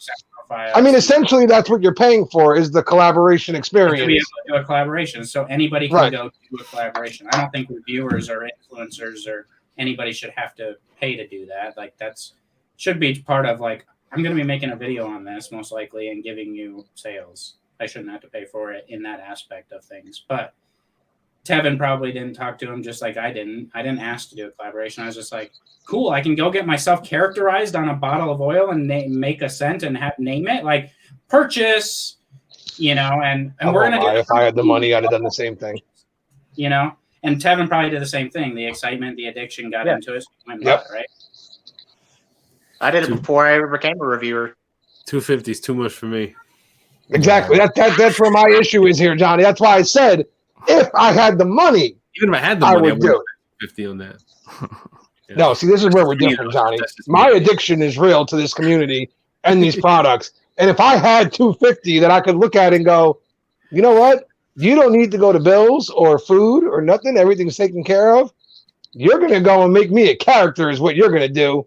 I'd do it. And then I'd probably get kicked out halfway through and Sam would wind up on the damn bottle instead of me. But that's just the way things work out for me. Chris's comment basically backs up my exact feelings. Like, I paid $250 to get, or $500 to get 2 characters, and it's not in the Legend series. But the whole, and this is just my opinion, my feelings. To say that, like, I have nothing against Dave, I have nothing against Colin, but they come up with a Legend series scent for Dave the barber. They come out with the barber, which is great. That's fantastic. They have a launch party to support Dave and his barber stuff. Right. And all the money kind of went to help Dave, but we paid $500 for characters that aren't even in the Legend series. Right. Okay. I understand what you're saying. Again, nothing against Colin, nothing against Dave, but I'm butthurt. I get nothing wrong with that. You're allowed to feel that way. Absolutely. Guys, it's 8:40. My wife really is going to kill me. So, you're a different time zone. It's almost midnight here. I know, Johnny. I was doing the same thing. I'm like 8:40. Wait a minute. 8:40 my time. And as you said, I have 6 kids, and besides, it's yogurt time, dude. You're good. Mother Hubbard. So, what do we got going on this week, guys? What is going on this week? Or because I think we have another viewers table next week. So, what's going on this week for Mr. Johnny Grooms? I don't know yet. I have there'll be a beard review, I think. What are you wearing? I'll do another head shaving video. So what are you wearing in beard today? I am wearing I'm Mr. Pompadour. What do you think of it so far? Very nice. Very nice, good feel. I like it. I like it a lot. I'm gonna go into more in depth, but review. Right. I hear you. So what do you got going on, Joe?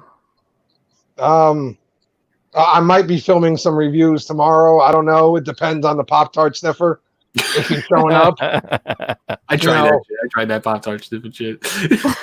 He's Johnny right. actually. I mean, Johnny voted on the thing and then messaged me like, "The hell is your brother talking about?" He was. I smelled it. There is a Pop-Tart set when you freshly open it, so I know what he's saying. I don't know. You know, what I'm saying. And I was like, dude, don't ask me. My brother doesn't make sense. And I've come to terms with that. So you guys just need to do it too now. Okay. So hopefully we'll be filming some reviews tomorrow. That's the hope, at least. I have some Bearded Dad videos I'm going to get done. We just wrapped up episode 4 and a lot of people, a lot of comments, a lot of messages and things like that, which is awesome. I love the community. I love everybody giving me their feedback. And, you know, that's pretty much it. Just going to keep rolling forward with the content. And this is all going into my single dad series and everything else. So I'm excited to keep going with that. And like I said, hopefully my brother gets up tomorrow before 5 o'clock at night and brings himself over here and we can get some reviews done too. There you go. So we got going on, Tyson. You want me to talk more? You can talk a little bit more.